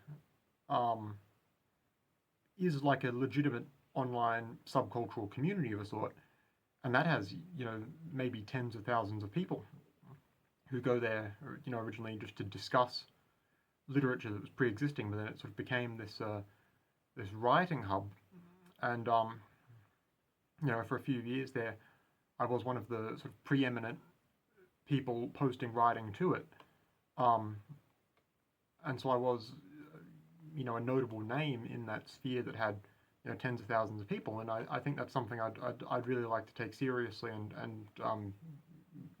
make a series sort of talking about that, and all the content that came out of that.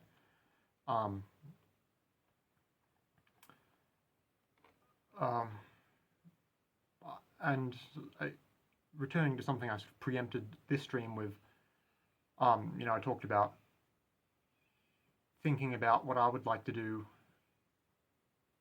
with YouTube as a platform, and I'm sort of talking about it in kind of lofty terms, as if I've got a platform here of any note, and I really don't. But I still put my heart into like things I essentially I think of putting things on YouTube as something that I make, just as it's a media platform or an art platform like any other, and I do it as a sort of form of my own enjoyment, something I just enjoy doing for my own sake, and I want to it's basically just something I enjoy doing in my life, is making stuff I want to, and to do a series on something like a image board literature culture would be exceedingly niche in several ways. I think there would be an audience for it, both with people who are already aware of me on YouTube and people who perhaps could find it after I started putting it out, and it would be exceedingly niche. But I would never. This could apply very generally to a lot of the things I do in life and things I make art-wise. I would never not do something just because it's going to have an extremely niche base of appeal.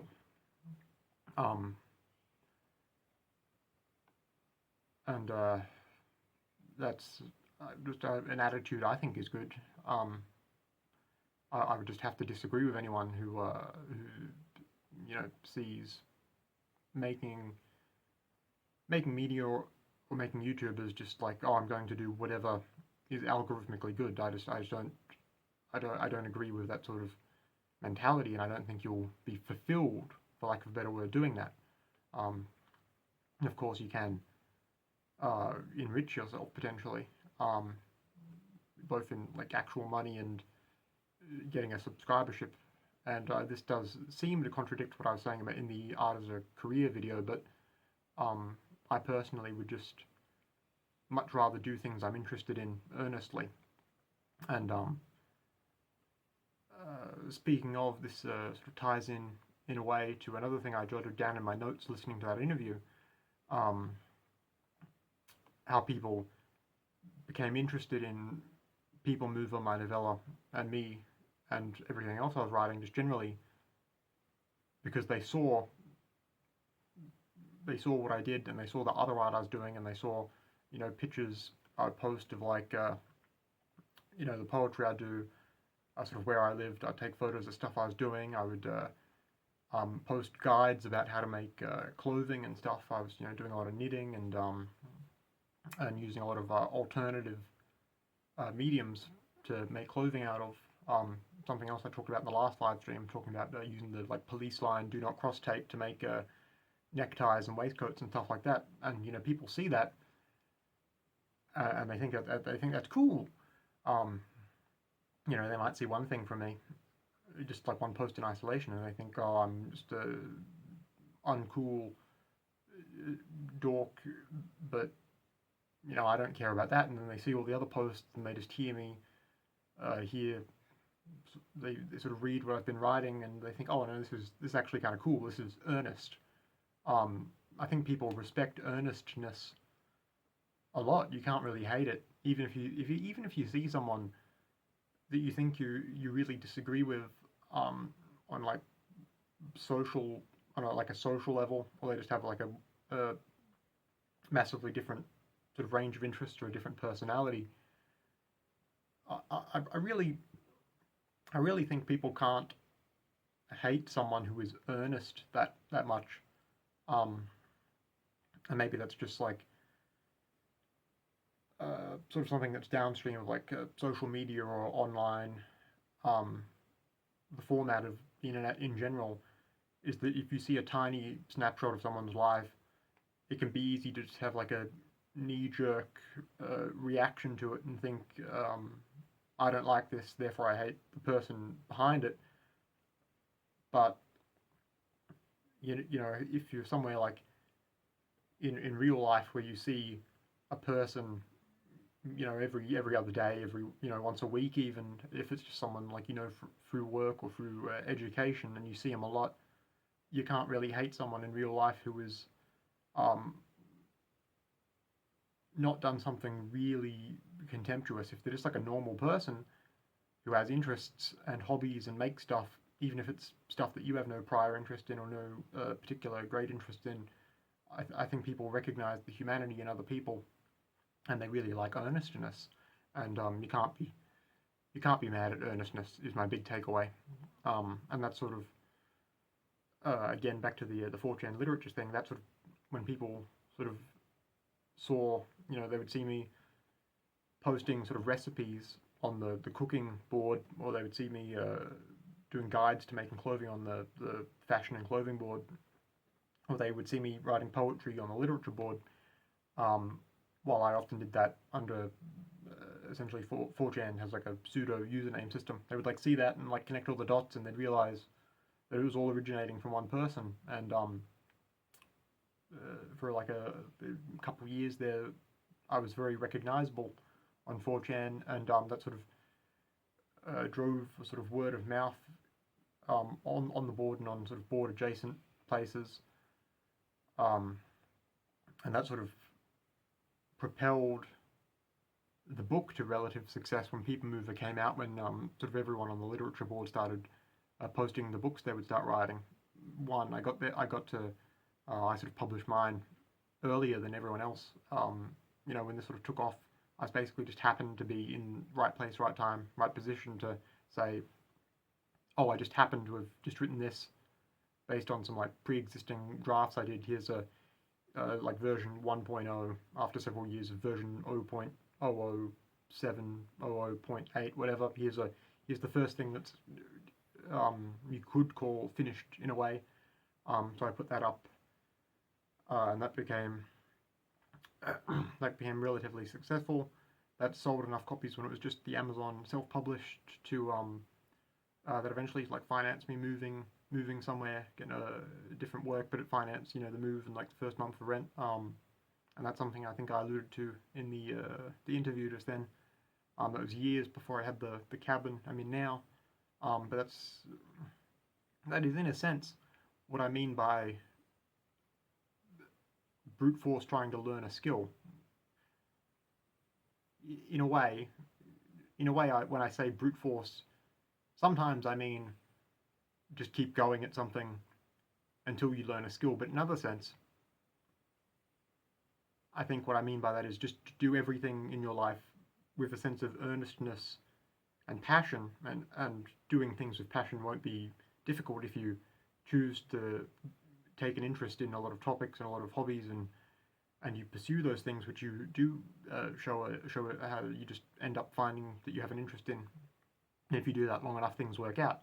I think you just sort of have a positive, in slightly woo-woo terms, if you just have a positive energy that you put out into the world for long enough, people like to see it, and in a way they sort of respond to you with the same positivity, and that sort of made People Mover successful. Then I did at least one rewrite a few months after that.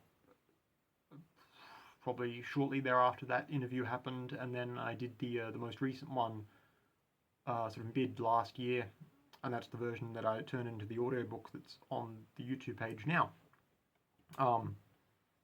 So it was fun seeing that sort of foreshadowed in that interview.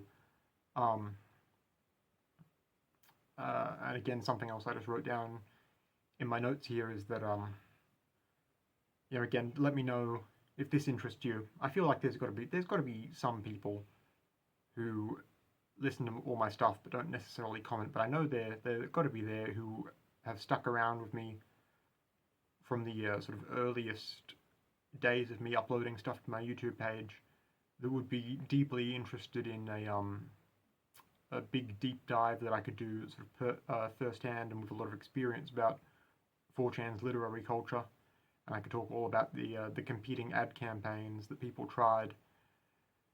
Because I did the sort of word of mouth thing, but there are a lot of creators there who became infamous in a way for trying to game the 4chan like banner ad.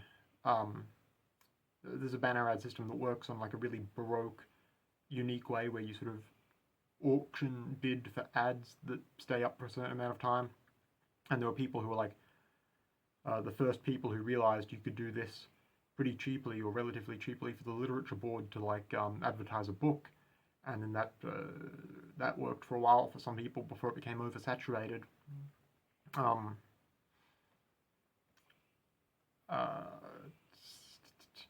I have here in my notes here, whoever was L.A. Labouchaine, the guy who was interviewing me, brought up the fact that it's set in America, my novella, that it's set in Montana for the most part, and had to ask me why. And people always get just completely stun-locked over the fact it's set in America. I'm obviously in Australia. People always ask me that. Anyone who has ever read it, that is the first thing they always ask me, and I just don't see why it's such a big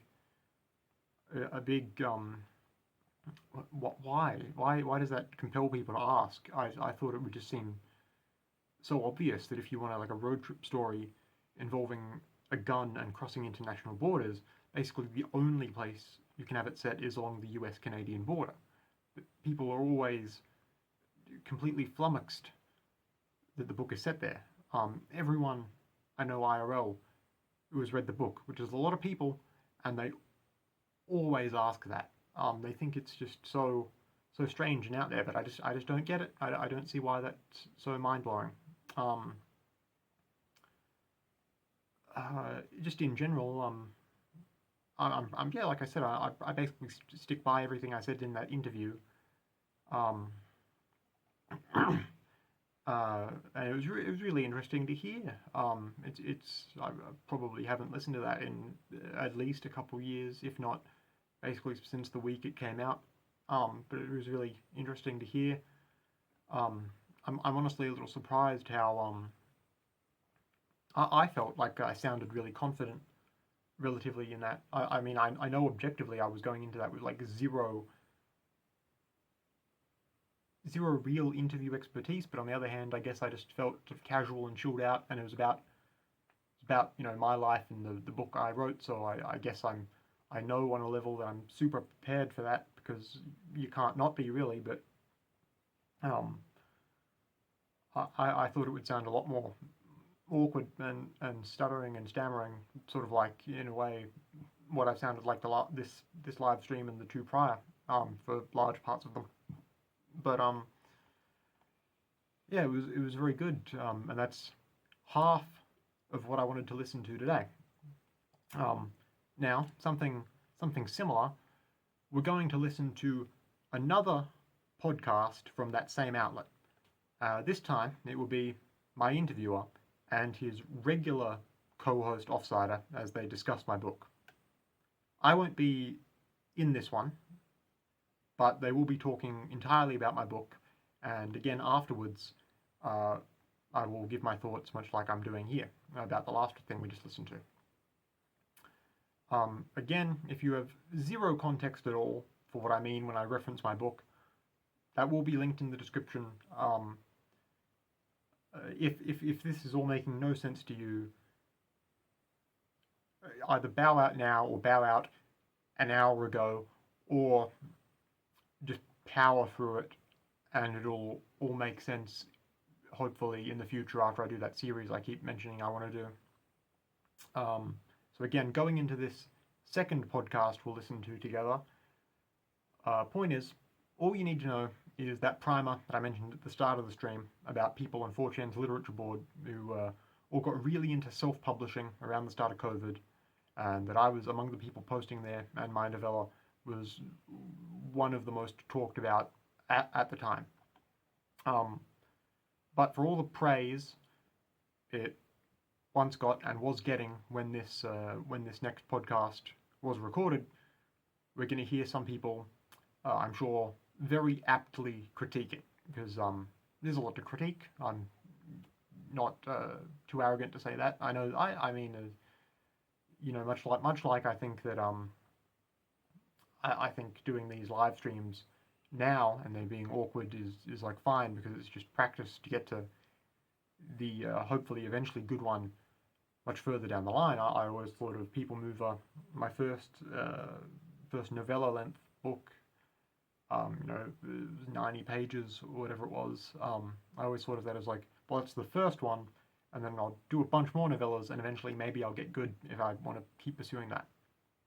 But I also want to note that what we're about to listen to was actually recorded a few weeks before what we've already listened to, and I decided to do it in this order because I felt like, to someone unfamiliar with the subject matter of indie 4chan books, which will probably be most of my subscribers, it would be easier to follow along in that order, which hopefully that will pan out and make sense after we listen to it in a minute. And similarly, for the YouTube recording watchers, I'll cut in the podcast audio here and we'll go through my thoughts afterwards. So here is that second podcast. I just finished reading this cover to cover twice, People Mover. Been thinking that ever since Card's prose style comes across as very Russian, i.e. like Nabokov, or any of those sad Orthodox boys he describes, very mundane, day-to-day things with a sense of weight and gravitas, and in a way I don't think I've seen from modern or Western author before. Then it occurred to me that Card is Tlingit, Alaskan native, and Alaska was settled by the Russians back in the day before the US bought it. Obviously, People Mover carries a lot of implicit colonial societal critiques, but do you think JDC was influenced specifically by the fact that the people who colonized his area were the Russians? Maybe. Just a thought. Welcome back to the Unreal Podcast, the internet's first and my kilt-wearing opinion for most podcasts on transgressive fiction, internet culture, and everything from 4chan that's actually good. And today, well, I'll withhold my opinion on whether it's good or not, but it is actually from 4chan. That's right. We are talking about People Mover by John David Card. It's a book about a girl. It's a book about a big gun. It's a book about how this girl uses this big gun to travel across the Pacific Northwest. And of course, I am not from the Pacific Northwest. I am from South Africa. And as always, I'm L.A. Labuschagne, your host. And today, I'm being joined by this delicious plastic wine glass of apple juice and fruit liqueur I am drinking because it might be medicinal, and I need that in my life. And it's also the only alcohol I have left in my room, and I couldn't be bothered to walk for 3 blocks to the nearest liquor store. And now I'd say this concoction pairs well with college desperation and real need to budget your spending, but I'm not pairing it with any of that lame stuff.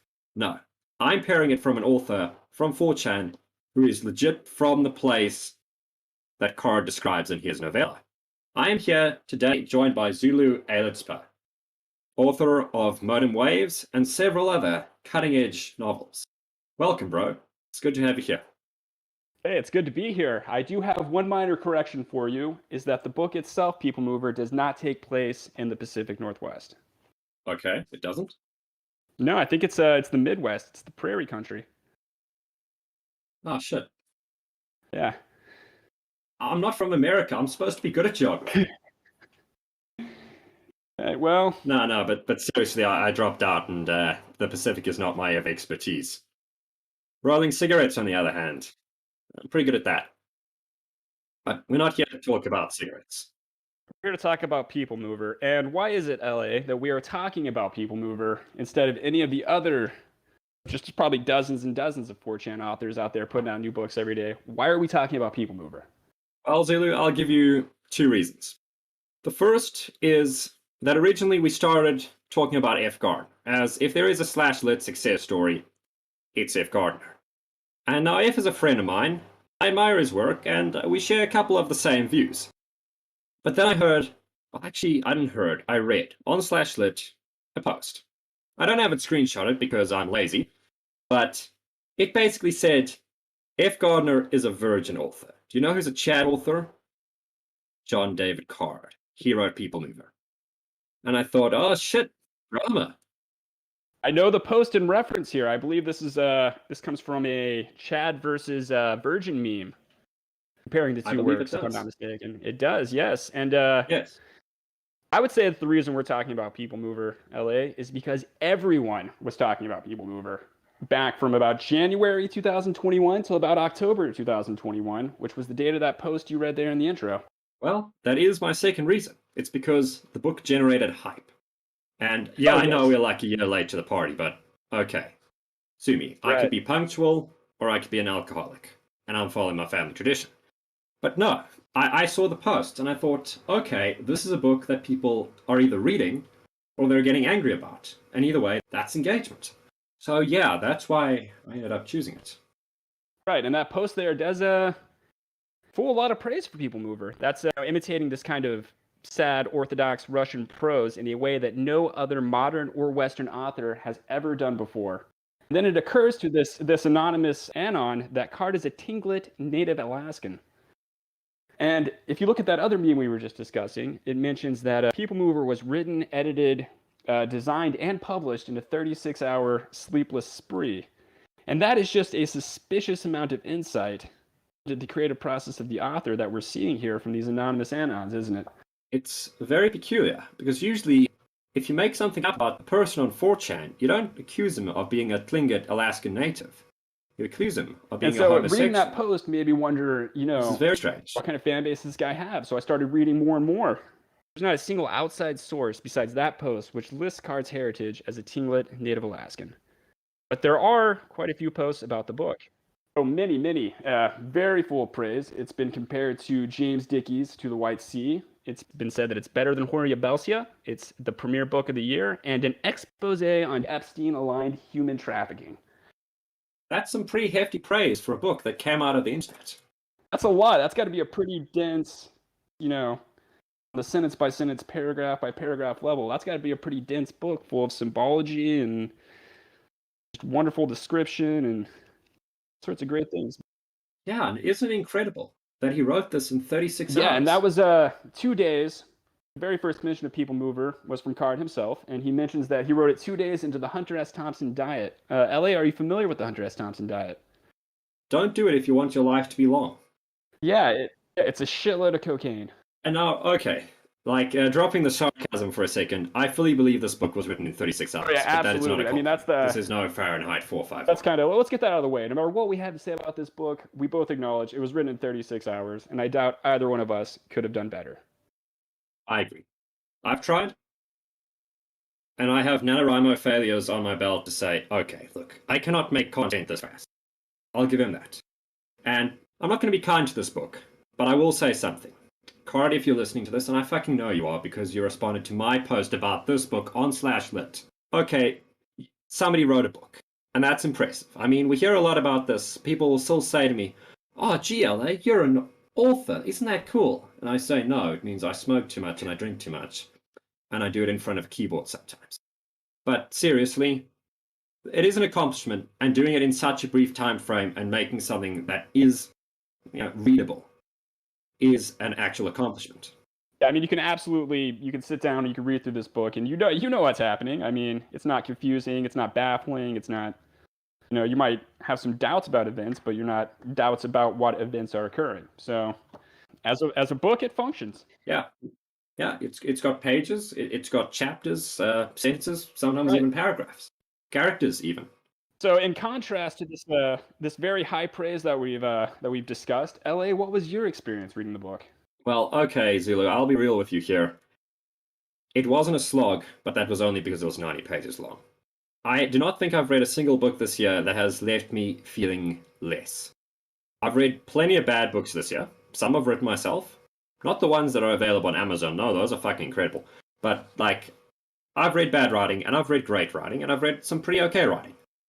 But this, unfortunately, just bored me. There was no point in the book which I thought, this is shit, and definitely no point in the book which thought, oh, gee, this is so nice, I'm going to steal it and put it in that Word document I have for nice lines I can use in my own writing. None of that. I just read it and I thought, well, okay, that's done. Right. Because when you're reading F. Gardner, or you're watching something like The Room, you can always get at least a laugh out of just how weird and how bizarre and alien the point of view is. But out of this one, you're just it's so bad it's good. And sometimes you're just kind of relentlessly kind of bored.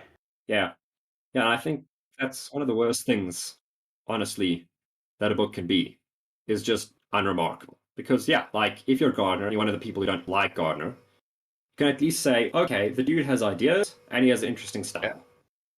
And if you like Gardner, cool. And hell, I mean, same thing with The Room, same thing with, Star Wars prequels. Even if it's objectively not good, if it's weird or they're doing something experimental, at least there's passion in it. You can say, I'm going to get something out of this. But with this, unfortunately, I didn't have that. Right, but one thing that did stand out to me was the main character, Helen. Now, why was that? Well, she's an interesting, well, first of all, she's the point of view through which we see the book. Yeah, Helen, is the protagonist. For reference, the book is written in third person, not first. But it's, I forget the term, I don't think I passed that class, but it's the third person where you follow one dude around and you see what they do, you see what they limited third person perspective. But the interesting thing with Helen, limited third person perspective as opposed to omniscient. But the issue with Helen is, well, there are many issues with Helen, but the one that stands out to me the most is not really her motivation. It's reasonable for a 12-year-old, but the space she occupies in the world. She's not a Mary Sue per se, because not every character likes her, and they certainly don't bend down and try and suck the proverbial dick here. But she is clearly portrayed as a very exceptional person in the world, like one of those rare souls that's too pure and good to exist.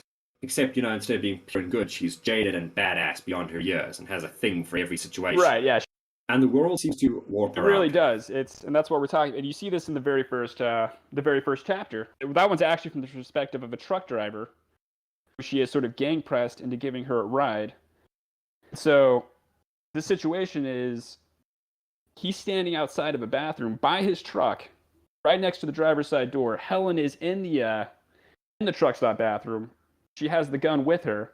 And this guy's thinking to himself, like, this girl pointed a gun at me 10 minutes ago, so I have to listen to her. People don't think like that. I've had a gun pointed at me. I don't think like that. Yeah, no, and that's the thing you keep seeing, is like, Helen is afforded this authority beyond not only her years, but like an inhuman level. It's a magnetic thing. And on the one Right. hand, there's nothing wrong with writing a character like that. I'll give Stephen King this, he did it very well. And the Captain Trips book, the main villain is portrayed exactly like this. And it works incredibly to create a deadly and chilling character. Absolutely. But the thing is, one, Card isn't King. And two, Helen is the protagonist we're supposed to be rooting for. So to see this lethal charisma diffuses any tension in the situation. First, because you're thinking, move, idiot trucker, get in your car and leave before you get shot. And second, you're thinking, why do you care about her? She's gone.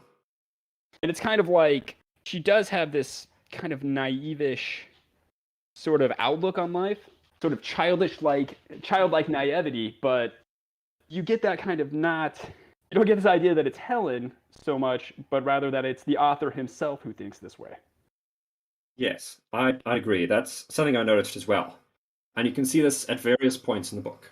Yeah, you can see that basically Card either doesn't know exactly how this area of the world works, and basically the culture and how adults would react and act around things, or he's objectively ignoring that to try and write a book in 36 hours on a cocaine-fueled bender, which, fair enough. But the end product betrays this incredible sense of naivete. Right, and it's kind of disturbing, but just not in the way that he wanted it to be. Right. Yeah, it's like I'm not putting the book down and thinking, shit, being the child of Tweak is horrible, and imagine all the awful stuff you have to do to get out of that environment. And I'm thinking, bunch of fucking idiots in Montana. Okay, Montana. Montana is a different place. You should leave if you're from Montana, but for entirely different reasons that mostly result in the fact that you are in a small dustbin town in South Africa, and therefore there is no nightlife, the beer is expensive, and the women are ugly. So I mean, I don't think there's math there.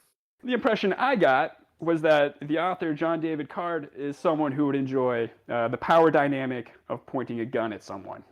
That's kind of what I got from it. I'd say so. Yeah, and I think that makes a lot of sense, seeing how this, firstly, the motif of the gun, because it's not just a gun. It's not somebody's old 9mm. No, this is the Desert Eagle. It's a high-caliber weapon. It's, the badass Israeli gun. It's big, it's in Counter-Strike, and it's nicknamed, every time it appears, the Desi, which gets old fast. It's not just a gun, it's phallic. And that's going back into that disturbing element is, Helen with her precocious little naive 12-year-old worldview, nicknaming her gun, and it's disturbing. Yeah, but it makes you feel very uncomfortable. It's like the same. I think the closest thing I could compare it to isn't really writing at all. It's I'm not sure how unfortunate you've been on the internet, but like if you're on DeviantArt, one of the non-blue boards on 4chan, occasionally you see porn comics. And like the first 3 strips before the characters start taking their clothes off, there's something distinctly greasy about that. Like you just know it's going to be weird, it's going to be uncomfortable, somebody's going to get off to it. I found the same thing here, but they kept their clothes on the entire time.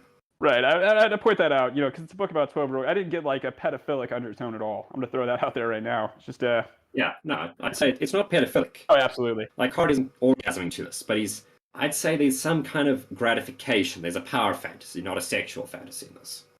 Right, but again, that at the end of the day, that's the one standout aspect of the book. And even really then, it's not. You're not going to put this book down and be like, I just read a serial killer's manifesto. You're going to be like, yeah, it's not offensively unpleasant in the way harassment architecture is, or let alone with the Turner Diaries is. Right, it's almost like this guy wishes he was bold enough to be a serial killer. It's kind of the impression you get. Yeah, it's like he's on the sidelines rooting for people with the conviction to do this. Right, yeah. And so that brings us into something, in my opinion, far more fascinating than People Mover. It's the author himself, John David Card. All right. Right, so who is John David Card? Yeah, who? Well, okay. The one thing I know so far, he might be an Alaskan native. He might be, according to that post. He might be from the Tlingit Alaskan Native. That's a tribe here in my, not really home area, but the Pacific Northwest out of Alaska. Something interesting about that tribe, they practiced hereditary human slavery. Oh, nice. How tasteful, Yeah, that's, you don't really hear a lot about that, but yeah. There was nothing on Wikipedia about the conditions under which their slaves were kept. But now they kind of moved on. They didn't go onto reservations. They've hung on to their identity. They've integrated mostly to society. So I suppose it is possible that two Tlingit Alaskan natives might have, decided to go to Australia, where they then had a son named John David Card. His Card is Australian, isn't he? Yes, yeah, he's from New South Wales, isn't he? Yeah, I believe so. That's a very strange ethnic combination. It really is. Yeah, it's almost like that's implausibly strange. Well, not. I've heard stranger things, I suppose. Yeah, if you live in SA, you find, like, roll the dice ethnic combinations here. Like, last year I met a chick who was, I think, like 1/4 Swedish, 1/4 East Indian, half Chinese. It's 3/4. I just think, all right, cool. Oh, wait, no, never mind.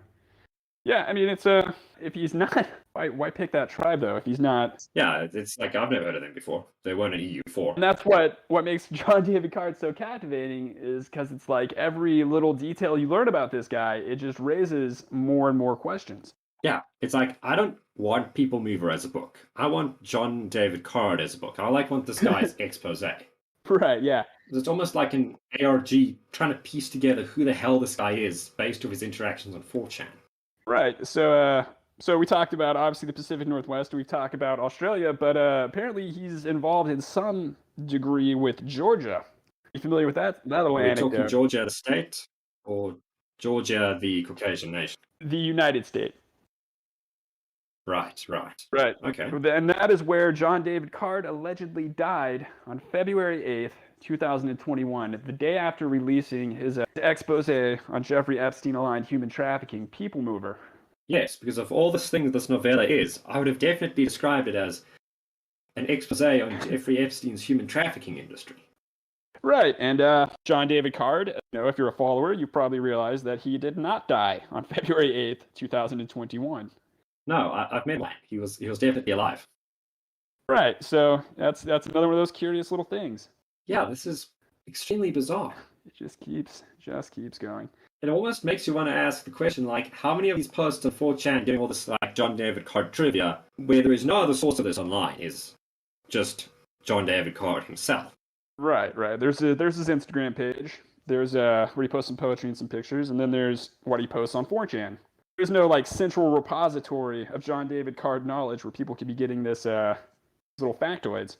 Yeah, that's kind of weird, especially since then you think, well, if he's telling us all these little factoids, how much of this is praise for this book on /lit is also just him fagging himself? Right, well, there are a few other reviews.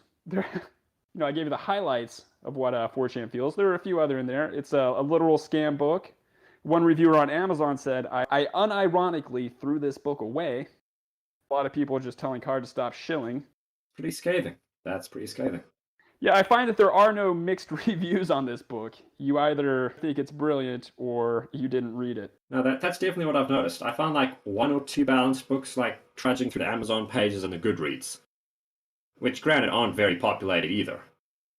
But yeah, I thought it's like either you shill this book or you have nothing to do with it. There's no middle ground. There's no one really saying, I give it like 2.5 stars. But Card is not just an author. Yeah, okay. What else is he if into? you'd seen his Instagram, you'd know that he's a painter, he's a poet, he's a photographer, he's a sculptor. Oh, that's impressive. Yeah, and real Renaissance man. Yeah, and what's really interesting is that he is actually good at all of those things. Okay, now that's very interesting. Yeah, well, I don't know about poetry. I don't know enough about poetry to judge his, but I like his pictures on his Instagram. I like his photos. That's good. Very sad, very melancholy, sort of foggy landscapes there in what I presume is South Wales. Pretty good stuff. I mean, I take a lot of pictures like that myself. Don't have an Instagram, but... Now, there's one thing that I did notice about the book. It didn't really, strike me or anything, but the book definitely did try and, tug on your heartstrings. But speaking of People Mover, I'd almost say that was to its detriment. Because I found that its sentimentality was paper thin. Half because Card doesn't really develop the ideas properly and make them personal or specific. Right. It's like he says, oh, look at this poor girl. She was the child of meth heads. Feel sorry for her. There's no... What did she particularly experience? Did they, put cigarettes off her on or something? Was she sexually abused? Did they beat her around the head and neck with a broken bottle? None of that. Right, and then there's this kind of that raises another point too, because her main sort of moral compass, her main sort of moral role model is her grandfather. It's the Colonel Barenhurst. Yeah, this badass war veteran who kept the family together, and when he died, his parents immediately got addicted to meth. So this is the guy that raised these awful, it's just. But again, 36 hours. That's probably something he would have thought of if he had gone back to it, and he did go back to it. He did, yes. You may know it was commonly mentioned that he had the professional publishing contract for People Mover, and that there was going to be an updated release in Q1 of 2021. And so you would have expected, an announcement when that happened, something of that respect. I would have actually. Yeah, seeing as how hard he showed this before. Yeah, and I assumed actually that it did not happen. I don't know when the fiscal quarters are, but I assume we passed number 1 already for this year. We definitely have. So I assumed, that was just a lie. But as I was sort of clicking around on his other works on Amazon, I came across there has been a new edition of People Mover released. That was on January of this year. I forget the exact date. I have because I only found it last night. But that's something. I think it was February 7th. That's what I'm seeing. Okay, yeah, you can open it up. I did compare it a bit. What I could see from the first few chapters, it was the text was the same, but it was formatted a little better. It flows a little better. But one thing that struck out to me is that this new People Mover is like 191 pages? So it is. One thing I immediately have to ask then is, on the front cover of this, it still says it's a novella. 191 pages in a novella, that's just a book. Right, yeah. Page counts are, who knows, maybe he just increased the font size, but your page count's not a great way to go. Yeah, no. I don't think there's an official word count of People Mover anywhere. You could probably get it off I think you have a PDF, but... Yeah, I've got a PDF, but... No, I haven't got a PDF, I've got an EPUB. So unlike the EPUB reader on generic fonts, 80 pages. But yeah, I've got to say that's strange. So, and obviously we're not going through this second edition, we're going through the original edition that was shelled to death. Right, yeah, But I can definitely hope that the new version had a thorough edit, because just even the grammar alone needs to be tweaked for this to be a professional product. Absolutely. But I'm just saying, there's a potential for improvement there. It certainly is. And I think, speaking of sentimentality, because you notice that Card/Anons keep trying to tie this book back to the Russian symbolists. You have Dostoevsky, you've got Pushkin, and for some reason he throws Nabokov in there. And this really annoys me because Nabokov is one of my favorite authors. And as somebody who's read quite a few of his books, he has nothing to do with books like Crime and Punishment. Yes, he's originally from the same country. Granted, Nabokov wrote primarily in English during the latter half of his career and emigrated to the United States and became a fanatical supporter of democracy. There's no real connection between these authors. He's just saying, oh, this is like the Russians.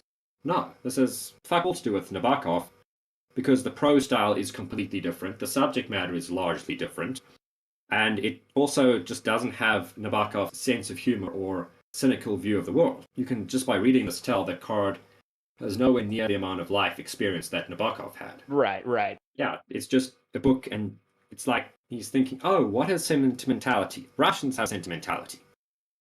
And again, I don't even think Nabokov was orthodox to begin with. Or at least he certainly wasn't later in life. I don't know much about the Russian authors. As a Litizen, that embarrasses me, but it's the truth. Yeah, it's like, I know one person in real life who actually read Crime and Punishment. That was my father. And he only did it because he'd accidentally gotten lost in Angola at the time, and it was either sit at base and read literally everything that he could get his hands on, or enter out to the jungle and get shot by Cubans. So I'm here today, so yeah. He read most of Roald Dahl and Crime and Punishment, and he does not recommend it. All right. So anyway, as we were saying, so you were saying earlier, you want Card as the book. You want this guy's mindset laid onto the page for you, really. Yeah. So, well, you would have been in luck. Yes, I want a compilation. You would have been in luck. You would have been in luck a year ago, which March 19th, 2021. That is when John David Card published the Discourse on the Physicality of Human Consciousness in the Classical Tradition and Other Topics, which was a collection of... That's a long book. Yes, it's a long title. I'm not sure. And that was a collection of essays, apparently. The description lists a few of the topics he goes through, but the one which really piqued my interest was, and apparently in this book, you can find out which particular women John David Card would have personally burned alive in 17th century Salem if he had been in the Puritan judiciary. Wow, that's spectacularly tasteful. That's a hell of a thing, and I'm curious, you know? I assume he's talking about the cast from The Crucible. I would like to hope so. Because, I mean, okay, granted, I've read some pretty wacky things about the witch trials, but that takes the cake. Right. They didn't go far enough, is certainly a fresh opinion. Yeah, I find only one source of this book online, and it's on, like, some Dutch version of, I think, like, takealot.com, like eBay. And the only other recommended books we have looking at this discourse and the physicality of human consciousness are Revolt Against the Modern World and Hermes Trismegistus. I'm thinking this either explains a lot or very little. Right. Well, you know, I emailed him for a copy. I asked if I get a PDF of discourses. He said there was going to be a professional re-release this year, so that's something to look forward to. That's something I'm legitimately interested in reading. Yeah, I'd definitely do an episode on that. I've been meaning to do like more quote-unquote nonfiction. Yeah, I mean, Card's there's more to Card, his creative output. Yeah, and there's more to his output than just People Mover. Yeah, we've got obviously People Mover is the first one there, but we've also got the bumper book of Mormon humor.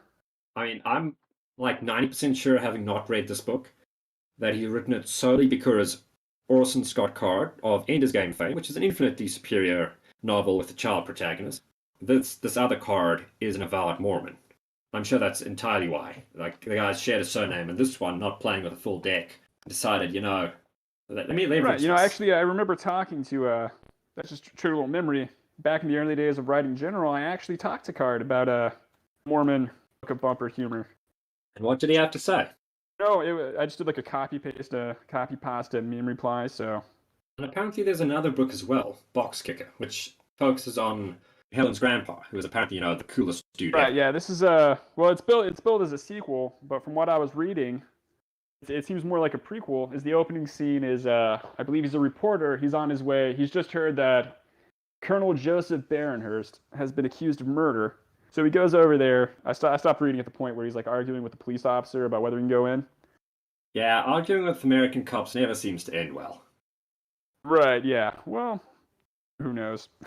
Yeah, but going back to the topic of People Mover, another thing that really struck out to me, and I'm not sure if you could share the sentiment, is the sheer Americana in the book. Like, this is not a book which could have conceivably taken place outside of the United States. Well, you know, apart from the short road trip to Canada.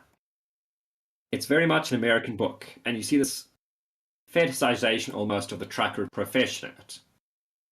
My dad was a trucker. My uncles were all truckers, briefly. I was kind of raised a bit in that culture. And, yeah, it's a depressing kind of lifestyle.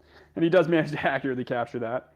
Like you say, that was something I was kind of thinking about is why does this guy from Australia decide to sit down and write a book about America? And specifically about something that isn't glamorous. Like, yeah, I suppose meth heads, you know, you have Walter White. You have Breaking Bad, and it sort of at least made the whole addiction seem, you know, interesting, scary, as opposed to unpleasant, scary. Right, But truckers, there's no Netflix series on truckers. Well, we had Ice Road Truckers, but again, that was more about the ice road, I think. You know, I remember asking my dad about it, because I was thinking about it at one point when I was younger, you know, going into a career as a truck driver.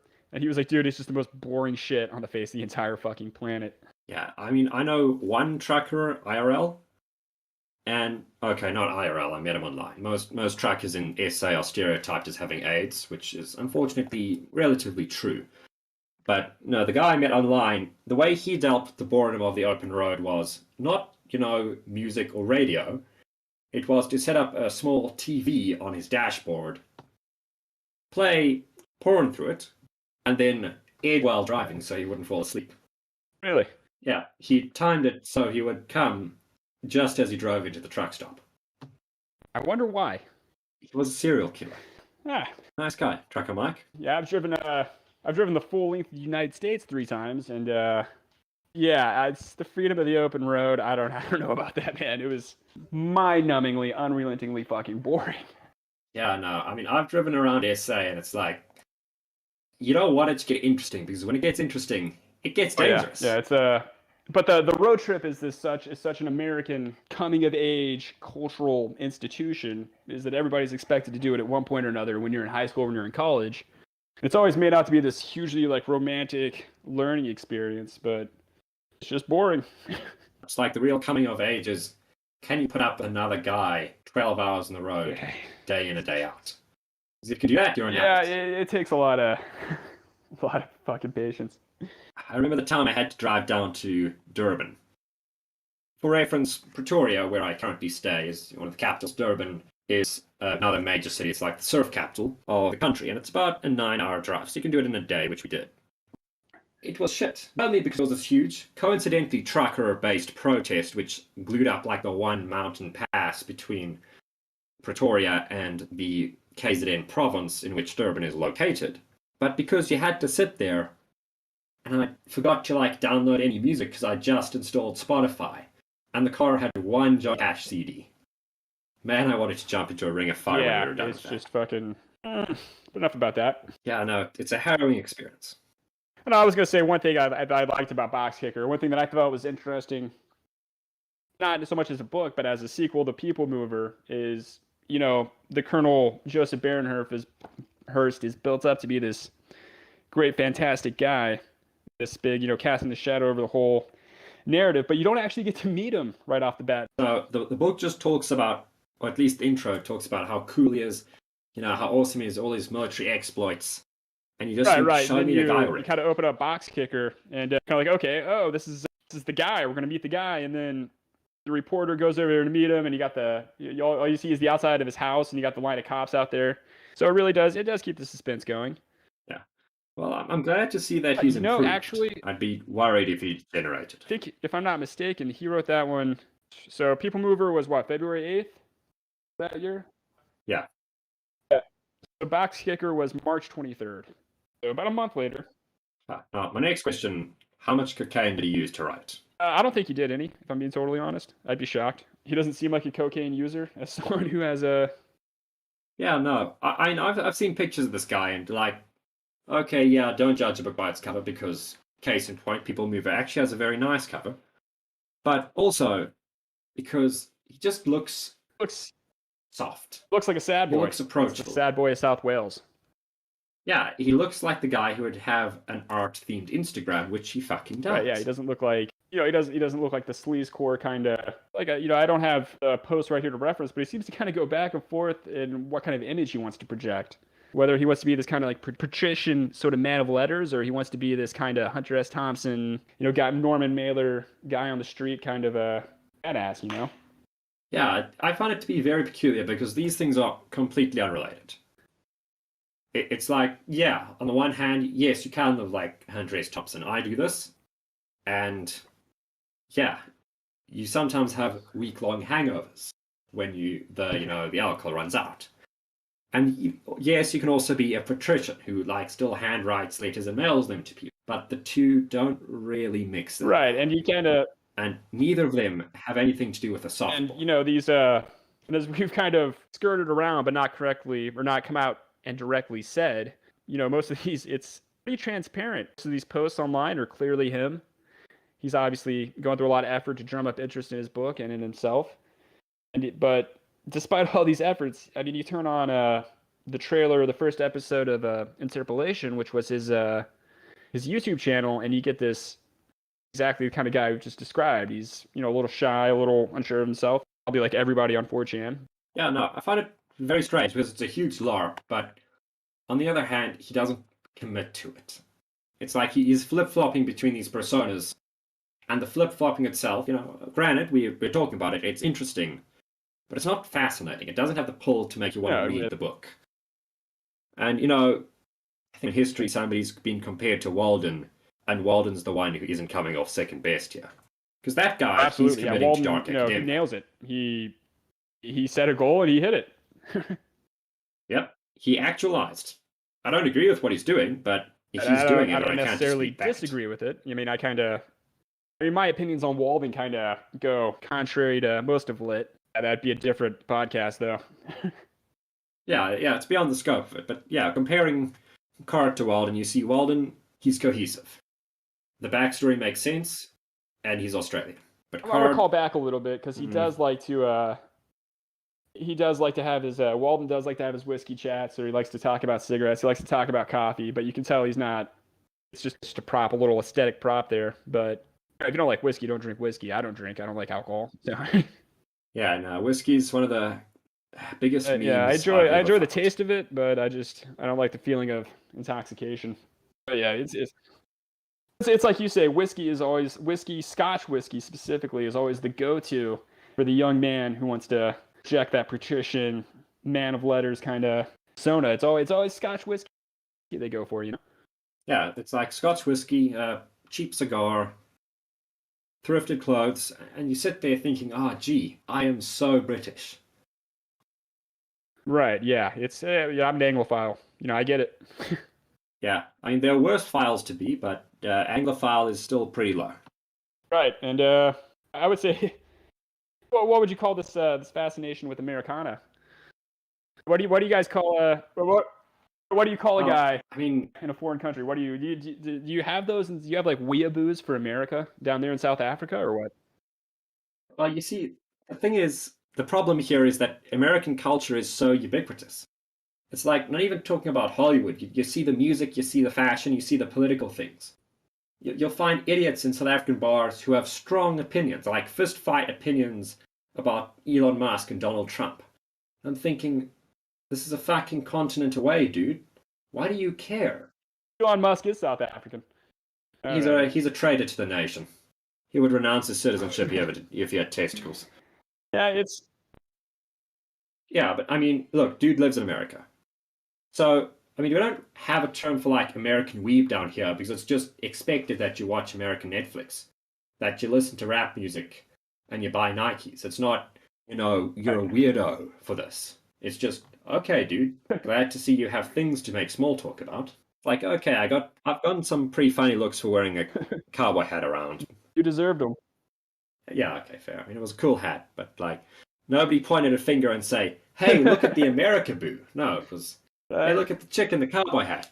Yeah, but whatever that is, Card is that because it's like, with him, it's on an exceptional level. It's not just he listens to like Cardi B and watches Big Mouth on Netflix. That was kind of one of the things that turned me off, that kept me from, because I knew about it for like 8 months and didn't get around to reading it till like November of last year, and that was one of the things that just turned me off was the subject matter.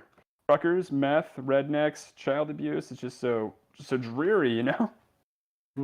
Yeah, it's grim. And one thing I also noticed with it is, again, it's inoffensively grim. So at no point are you reading because like you want to see what's the next horrific thing that happens, like what's the next stomach churning incident of human depravity. No, it's like, well, this is just right. I mean, and unpleasant. he absolutely nails the feeling of being on one of these like highway truck stop bars. It's just there's nothing's happened there in 30 goddamn years. There's no reason for anyone to be there. Like, you can buy alcohol and go fucking anywhere, but people still, and it's just depressing. It's grim. It's dark. It's dusty, and you don't want to be there. It's not the type of thing you seek out. Yeah, and that's the place you wind up and then you leave. Right. Yeah. I mean, the bar in Pretoria is pressing, but like, I still have choices and opinions about it. It's not uniformly dismal. Yeah. I mean, even with that, one thing I noticed, and this comes in again with the later bar, is there's this, gimmick bar. I think it's got like a Celtic theme to it. Honestly, I don't remember, and that's exactly of how much an impact the theme makes to the story. Is that Helen winds up in like, might be Oregon, might be British Columbia, it doesn't matter. And she thinks, well, I took a taxi here. I have no money. I'm a 12-year-old girl in a foreign city. What am I going to do? She thinks, let's go to a bar and schmoo somebody into giving me a place to stay. Right. And that whole scene, I thought, was just one of the most bizarre things I've ever seen playing, because it's this whole show that Card doesn't have this great idea of how people act in real life. Or if he does, He's not showing it. Because Helen goes in here, she finds people who firstly let her into the bar, which is remarkable. It's like, oh, you can sit in the corner, it's okay. And then they drug her and kidnapped her. Yeah, so I got the chapter open. Like you say, nobody attempts to stop her or to So what it is it's it's called the Hackney Carriage, and it's a British themed pub, pseudo British memorabilia, Shakespeare, Churchill. Yeah, it's like full of what Doctor Who thinks Britain is. Right. And so, like you say, nobody challenges her. She goes out to the patio. Not the craziest thing you've ever heard of. People are drinking, they're laughing, they're not going to notice a 12-year-old wandering around. No, but what I found weird about it is then she is eventually approached because somebody, the designated driver, is going to see her. And yeah, what happens is that she's immediately drugged and kidnapped. On the one hand, I'm thinking, yeah, okay, yeah, stranger danger exists. I remember my parents telling me about this 20 years ago. On the other hand, I think, like, that is the most predictable conclusion. I'm almost offended that you put that to writing and just expect me to believe it. That's like the whole Jeffrey Epstein comparison here. Is this That's got to be where it comes from. And like I said, that was the one part that I found kind of interesting, because I was expecting, because it's set up, Helen meets the person, Helen scams the person makes maybe some like little feeble protest or effort to stop her, but she's already thought of that. And so it's just this banal repetition. So this is actually the first time she actually gets outthought or actually gets into trouble.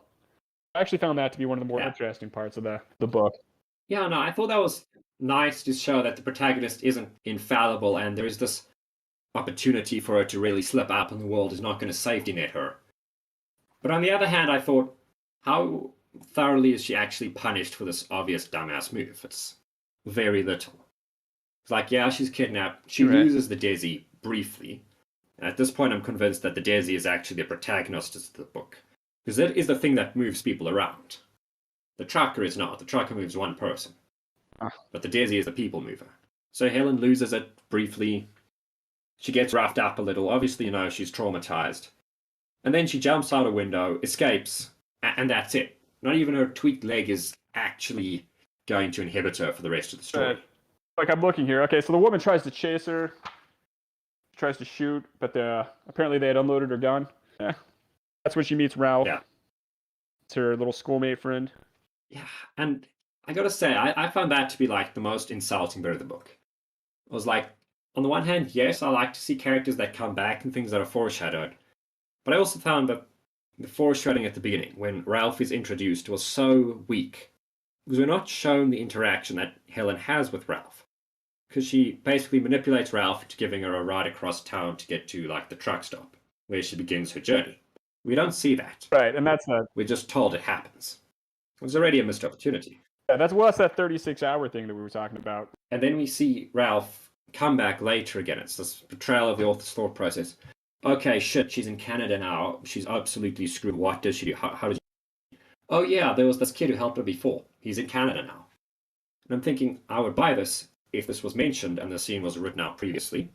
It's just... But as it stands, I think, come on, dude. She just got lucky. Yeah.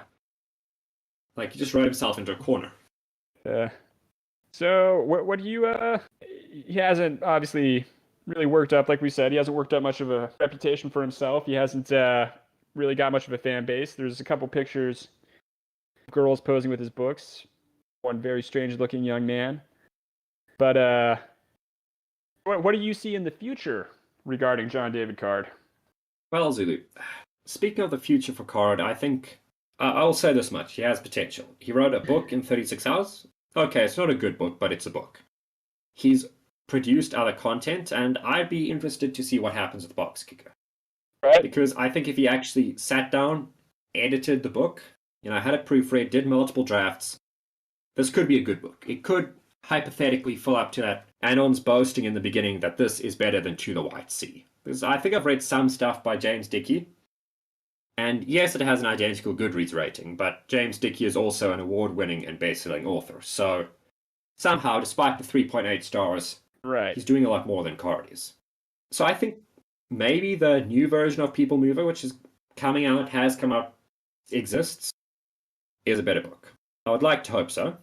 And I'd also like to think... Oh yeah, we definitely, like I said, we both said better. We're interested in reading this Discourses on the Physicality of Human Consciousness. Hopefully Card will put that out, or some portion of it at least. But Card might actually be leaving the world of writing behind. He might be going into YouTube now. Did you see that? I've heard of that. I have more competition, apparently. Yeah, Interpolation with John David Card. He's released a couple trailers. He's released one full episode. He did claim in a thread on Lit. None of that's up right now. Yeah, no, I'm searching, I'm seeing nothing. The trailer was interesting. He mentioned one point that he wanted to be a teacher, that he had gone to school for teaching.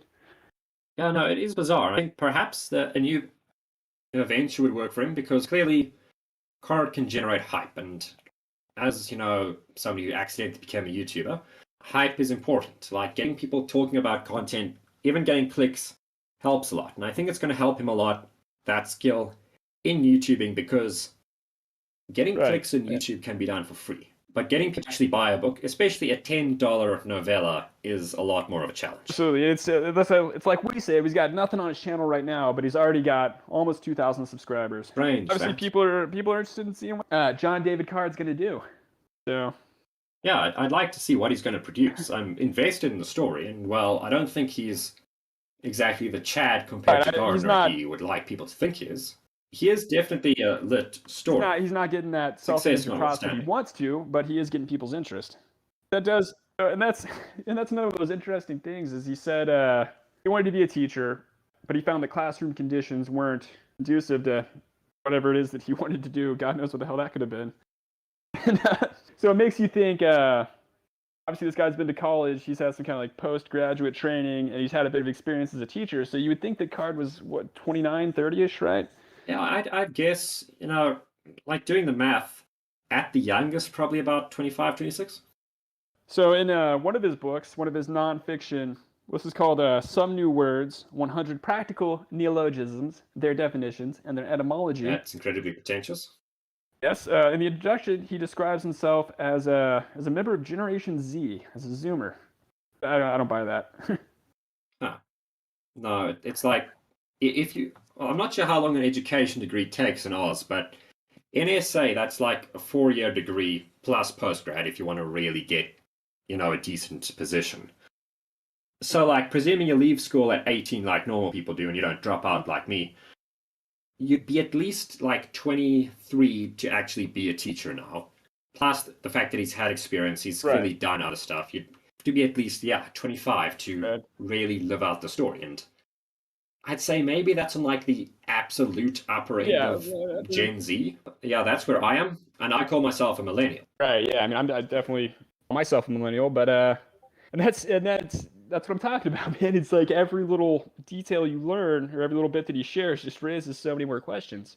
Yeah, it's like if you're going to lie to people, be consistent. Yeah. And I can't even find a full list of the books that he's published. You'd think that he feels really, serious about doing this. He put them on Amazon, or at least if he's not selling them, they'd be a Goodread page up. Any asshole can make a Goodread page. Yeah, and I've made Goodread pages. I'm remembering, obviously he's got the ones that we've talked about listed on Amazon. He's got a Box Kicker wasn't listed there, but that was in the thread. There's something called, it's some fucking native word. Oh yeah, wasn't that tip of my tongue? Salchan? Right. The name of the mountain. And he describes this as a series in one post, which I think was like copy pasta. Yeah, no, that's one thing I found with People Mover that, well, I would have dropped the book with that, granted, but it was also like the final 3 pages, so I just had to tough it through. Because Helen does reach this mountain with the presumably Tlingit name. If it's like Hyde or something, I'll be very annoyed with him. The protagonist reaches this mountain, and that's apparently where Badass Grandpa is buried. And Helen just buries, the jar of ashes and the journal thingy she's had, and the Desi. And at that point, I just looked up and I thought, wait a minute. She's in Alaska. She's 12. Now unarmed. And I think like the granddad mentorship magic is running thin here. How the hell is she not going to freeze to death in the wilderness? Shit. When does the book take place? Is that mentioned? I'm fairly confident it takes place in like the late 2010s, early 20s. I mean, time of year. I can't say for certain. Yeah. Oh, time of year. No idea. I think it's probably summer. Because, just judging by two of the outfit descriptions, in Montana, where it does snow, the trucker is just wearing a t-shirt. Right, yeah. So, presumably it's not that cold. Though obviously it does get colder up in Canada and Alaska. In Card's defense, contrary to the stereotypes, it does it does hit the 90s, whatever the hell that is in year Celsius, in the middle of summer. So Yeah, that's like late 20s. it's kind of one of those things where it's like the tone is out of step with the image, and that we got this tone of hope and redemption and contentment and closing the book on the past. And it's this scene where this young lady has just stranded herself. you know? Yeah, it's written so optimistically, and I'm thinking, okay, you just killed your protagonist. This is not a happy moment. There's nothing being redeemed, because also one thing I noticed is at no point is it really shown that the grandpa's spirit is not at rest, like he's actively angry about anything. Yeah, I suppose the most out there interpretation is all the contrived coincidences are like grandpa helping little Helen beyond the grave, but I'm just making this shit up as I'm going along. You can't read that into the book. So I just thought, obviously, grandpa would be mad that his children are not That problem has not been solved. On the other hand, it doesn't seem that powerful as a motivation. Yeah, that's like one of them got shot and the other two are arrested. That problem has still not been solved by the end of the book. Yeah, there's no closure to anything. It's kind of like in was it Wizard of Oz? Dorothy wakes up in her bed, and everybody's like, "Oh, you're alive and you're back home and it's wonderful." And then kind of take that, but all of those problems that she had are still there. She's still a farmer in Kansas during the Dust Bowl. Yeah, I think, at least with Dorothy, she's learned productive lessons and might now have the coping mechanisms to deal with being a farmer in the Dust Bowl, Kansas.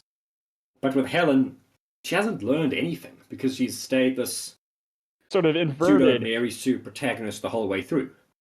At no point does she ever apply past knowledge. Inverted concept of the Mary Sue. Like seems like everybody actually wants to hold her back a little bit.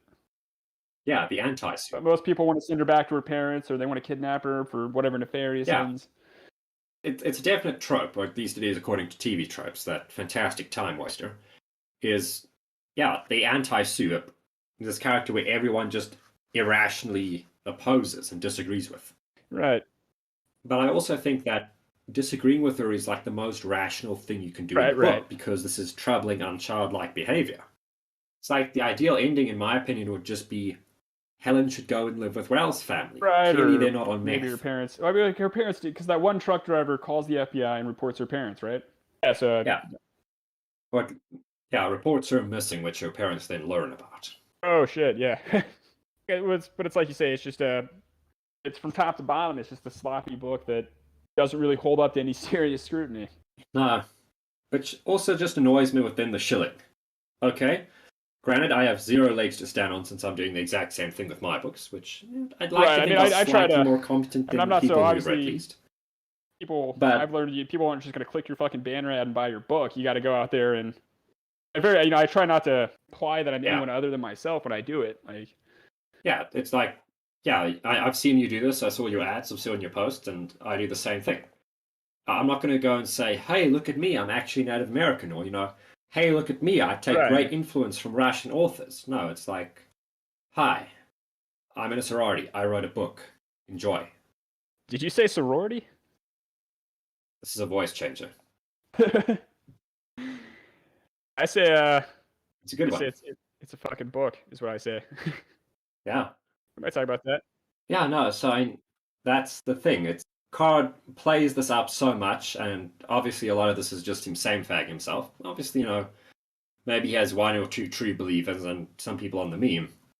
But I'm also just so disappointed now because I thought, wow, this will be the next big thing on /lit.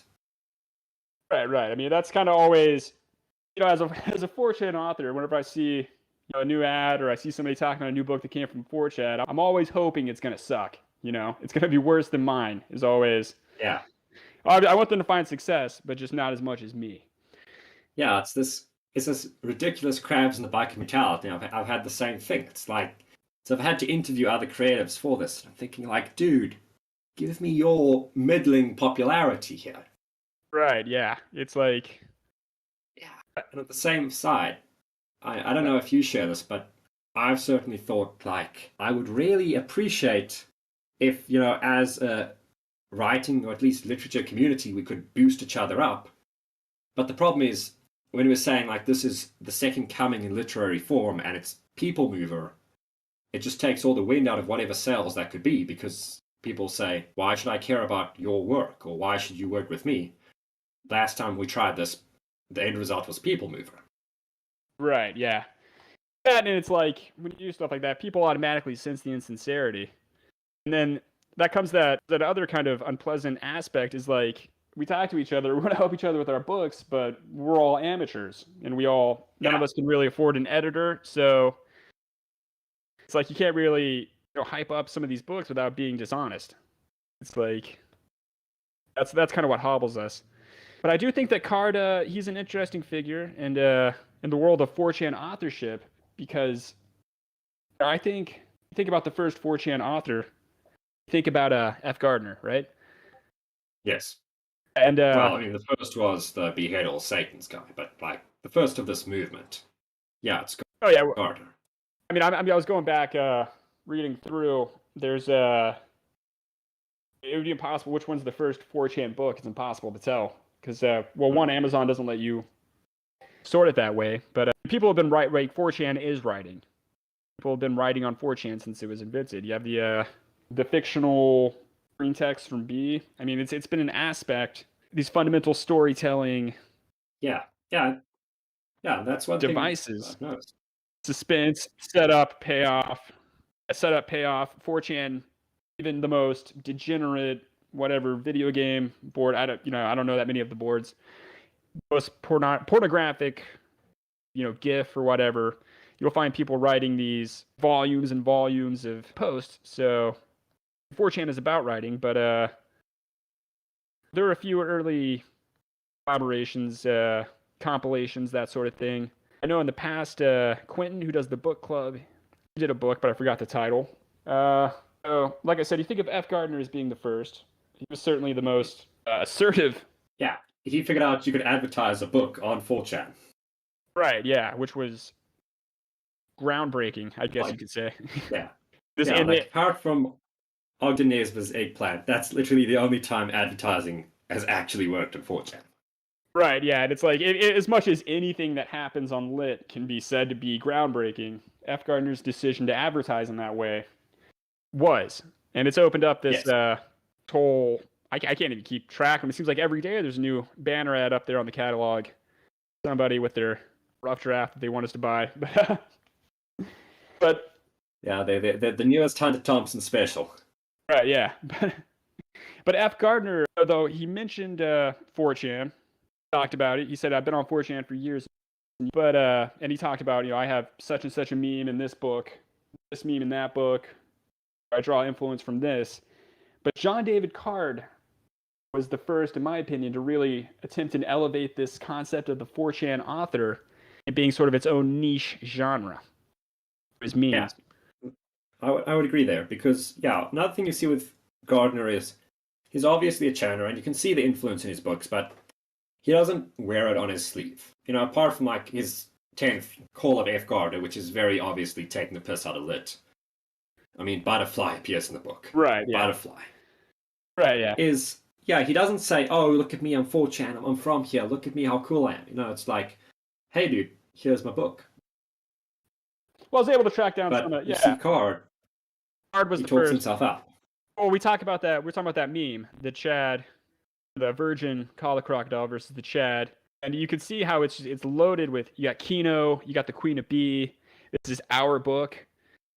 It's obvious that he's attempting, I would say, Gardner wants to have his own identity as this author who works with 4chan, whereas Card was attempting to become an aspect of 4chan, become a meme in and of itself.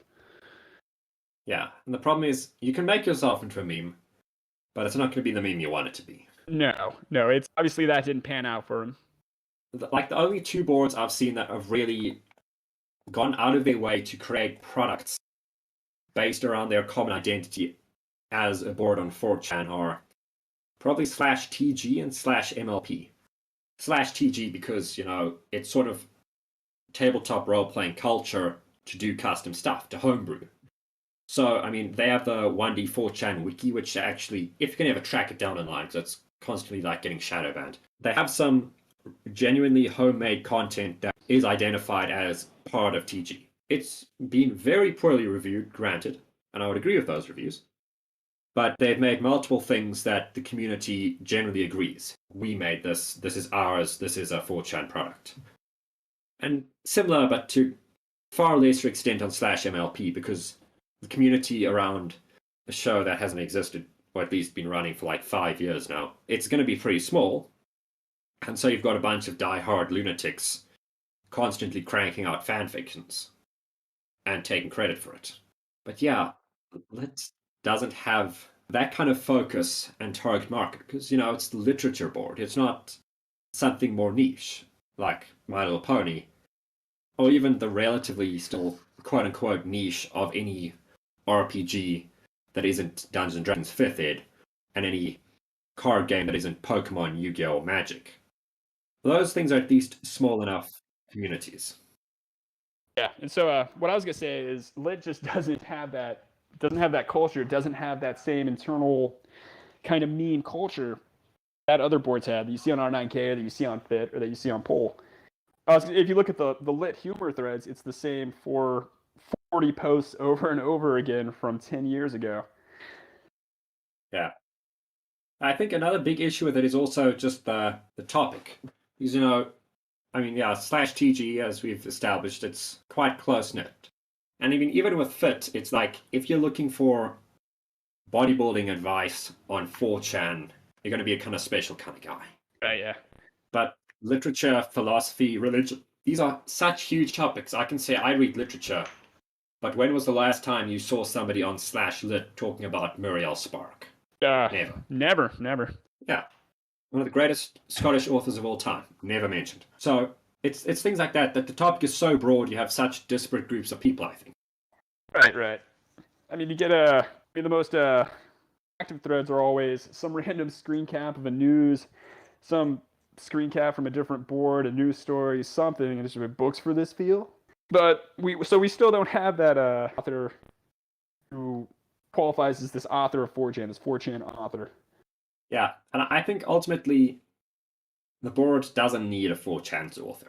Yeah, it's a general consensus that Lit's getting worse, but I also think who the hell could even be 4chan's author if it isn't Gardner, and Gardner doesn't want to do that? Oh, Gardner does. I mean, he identifies himself with 4chan. I've seen him say once or twice, you know, that's where he came from, and he's going to stick with it. He's not going to drop it.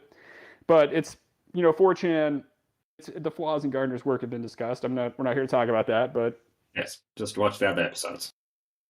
But the reception obviously was not probably what he would have wanted or hoped for. And, you know, since we've had John David Card and F. Gardner, we've seen these two shilling so constantly, it's given kind of this impression to new users that Lit is a writing board. And it's, yeah, like outside of the writing general and the random poetry threads, that was not the intention whatsoever.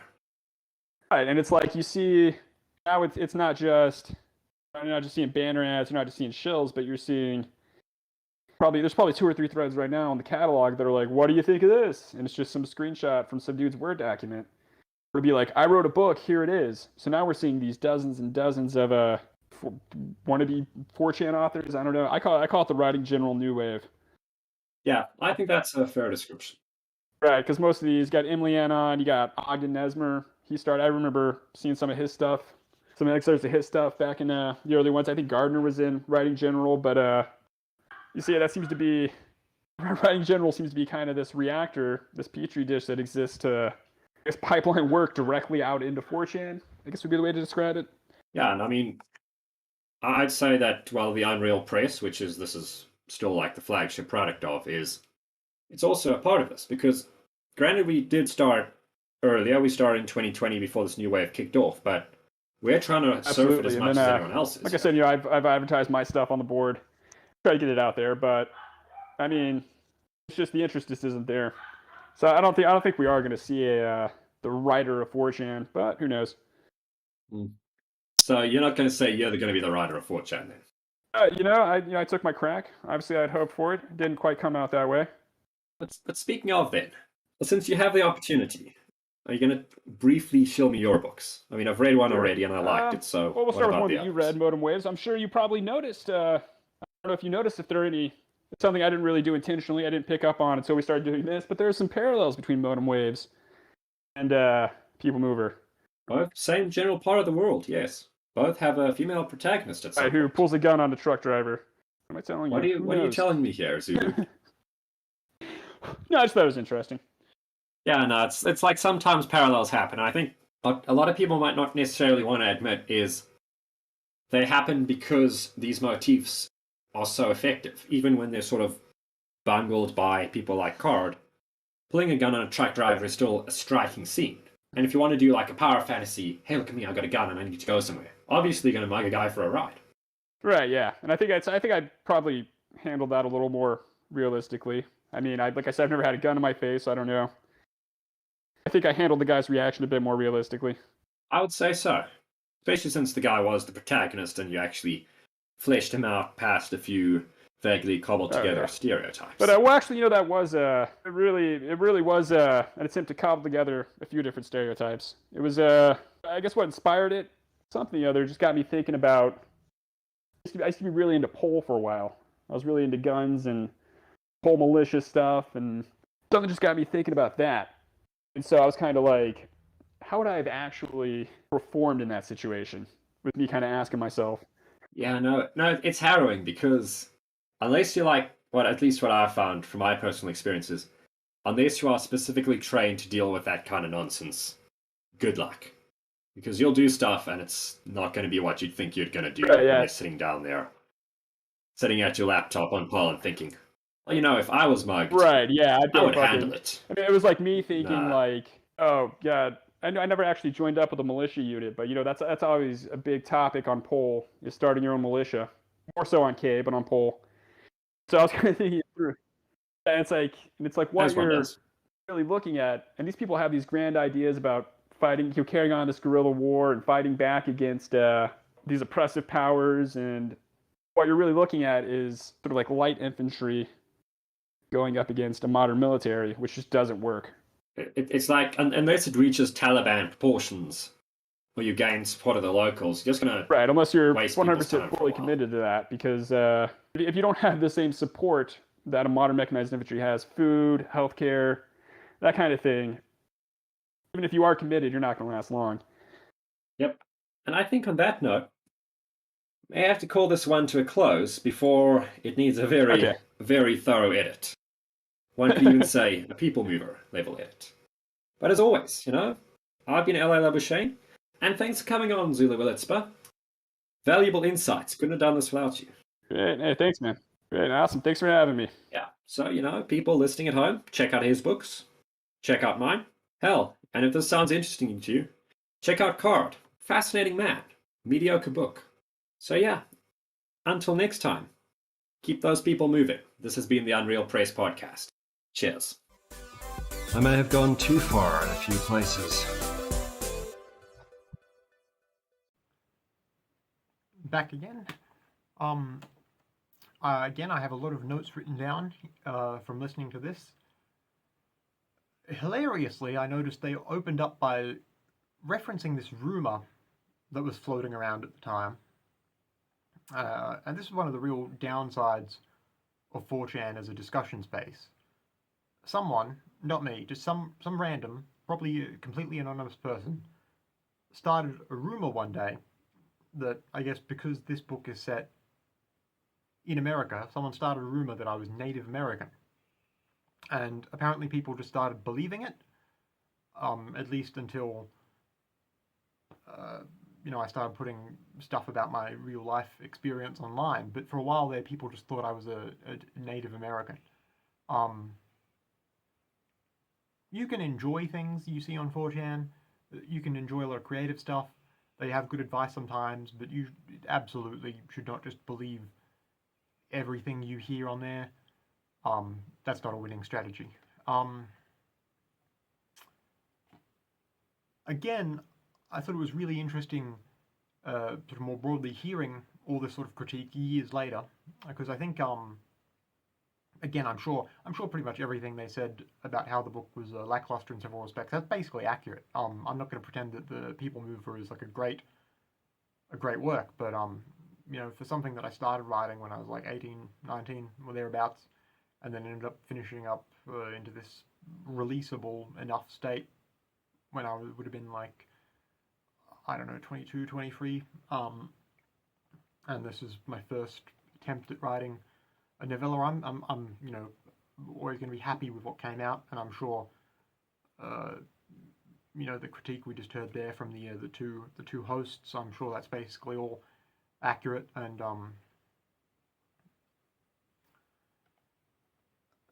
you know, that's, you know, that doesn't hurt my feelings, and I don't think it wouldn't have even hurt my feelings slightly at the time. I'm always happy to hear good faith negative feedback.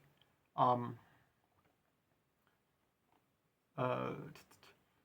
main thing I wanted to note as to why I basically wanted to listen to this podcast, even though I wasn't in this one specifically. But the reason I want to have both of these on record is because, like I said at the start of the stream, you know, this is one of the major projects which came out of the 4chan literature movement. It's one of the major projects of that. This is what relative success looks like in a way, and it's still really small potato subscriber count, view count, like a few hundred of each, I think, and because I want to treat this sort of cultural, sort of subcultural, this sort of subcultural group of people and what they produce as like a serious thing. I want to take it seriously.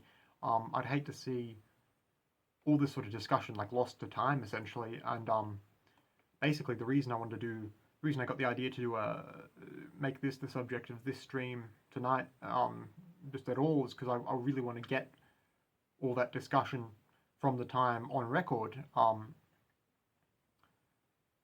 It's like a form of archiving, and now an archive format that I can, you know, so long as my YouTube page is here, which I more or less have control over and intend to keep up forever, I guess.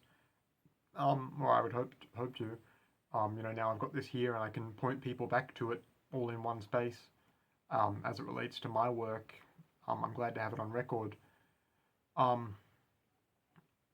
Again, a lot of the and just continuing that sort of train of thought. I think the reason I want all this on record, and I'm glad to have it on record, isn't just self-interested or selfish motivations. I hope, or I intend. I feel like this will all make complete sense to a very small percentage of people, but I would really want to be sure to sort of have as much of this sort of stuff as it relates to everyone's sort of work in that cultural moment on record, because I want to treat it as a serious thing, and because more and more, even as I'm talking right now, I'm convincing myself more and more that I want to do that future series talking about this sort of stuff with my first-hand experience. And because this is, you know, these podcasts, this whole series, not just these two we've listened to, but the whole series is a relatively major project of this online subcultural community.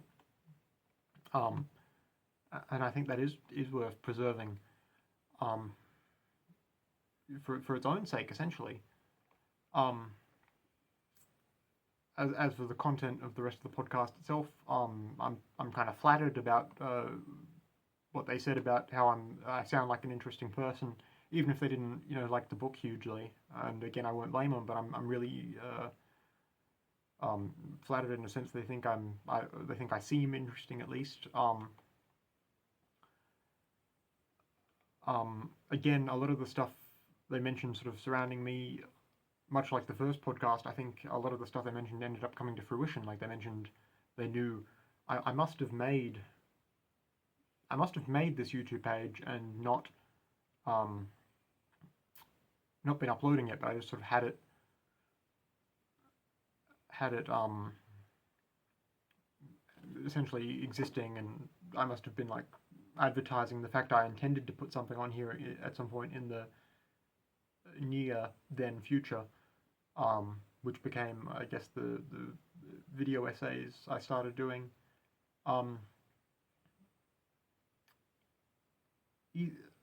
I'm not exactly sure where in the timeline this would fit, but if you go back all the way to the start of this YouTube page, the earlier stuff you'll see is some poetry I did, and also essentially video essays, but I don't show my face. They're all like audio only.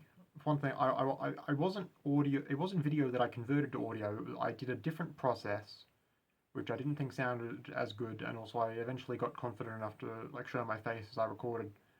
But I started out doing audio only, essentially long format video essays over just like a blank image.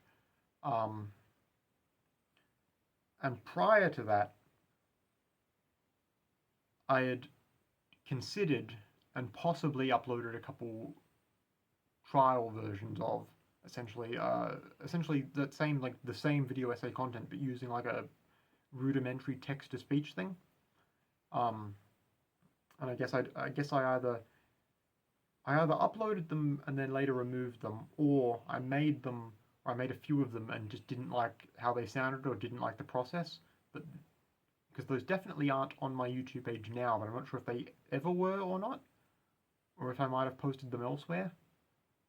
But yeah, it was interesting hearing. This must have been like the same month I made the YouTube page.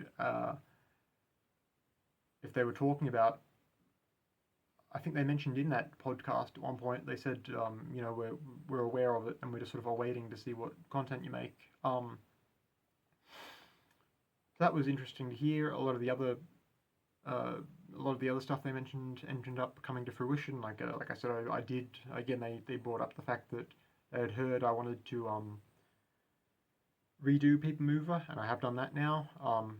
They mentioned all the sort of pictures of stuff I was uploading, all the art, like the sculpting, the painting, the poetry, and all that. And that's something that I was basically really ramping up my output of around that same time. So I guess that was a foreshadowing in a sense. Interesting to hear. All in all, it was an interesting throwback for me, and I hope it was enlightening to some other people who listened along, whether live or shortly thereafter. If it's people that have stuck around listening to me this entire time. But again, my main sort of goal here was to sort of get that podcast content archived in a way, and I'm glad I've done that now. If you have any questions, whether about the stuff we talked about today, or just sort of more broadly for me and other things I've done recently, as always, feel free to leave those in the comments below. After this gets re-uploaded, once I do a bit of editing to it, and I will address those likely next stream, or maybe I'll make a special stream just talking about feedback I get from this one. More generally, going ahead, as I mentioned, after this re-upload comes out, next one will be a Dog Whistles 101 fitting the pattern. Then the one after that will be a book review for one of these 4chan books that will be something of a backdoor pilot for a future series I hope to do. I think that's just about everything I had to say today. So if there's nothing else to add, and I don't think there is. There's a few other things I noted down, but I think I basically covered it talking about the first podcast. So with that, I think I will call it here.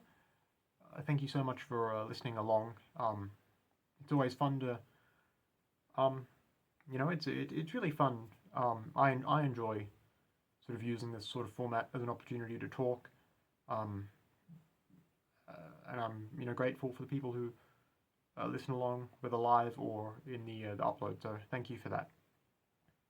With that all wrapped up neatly, I will say goodbye now.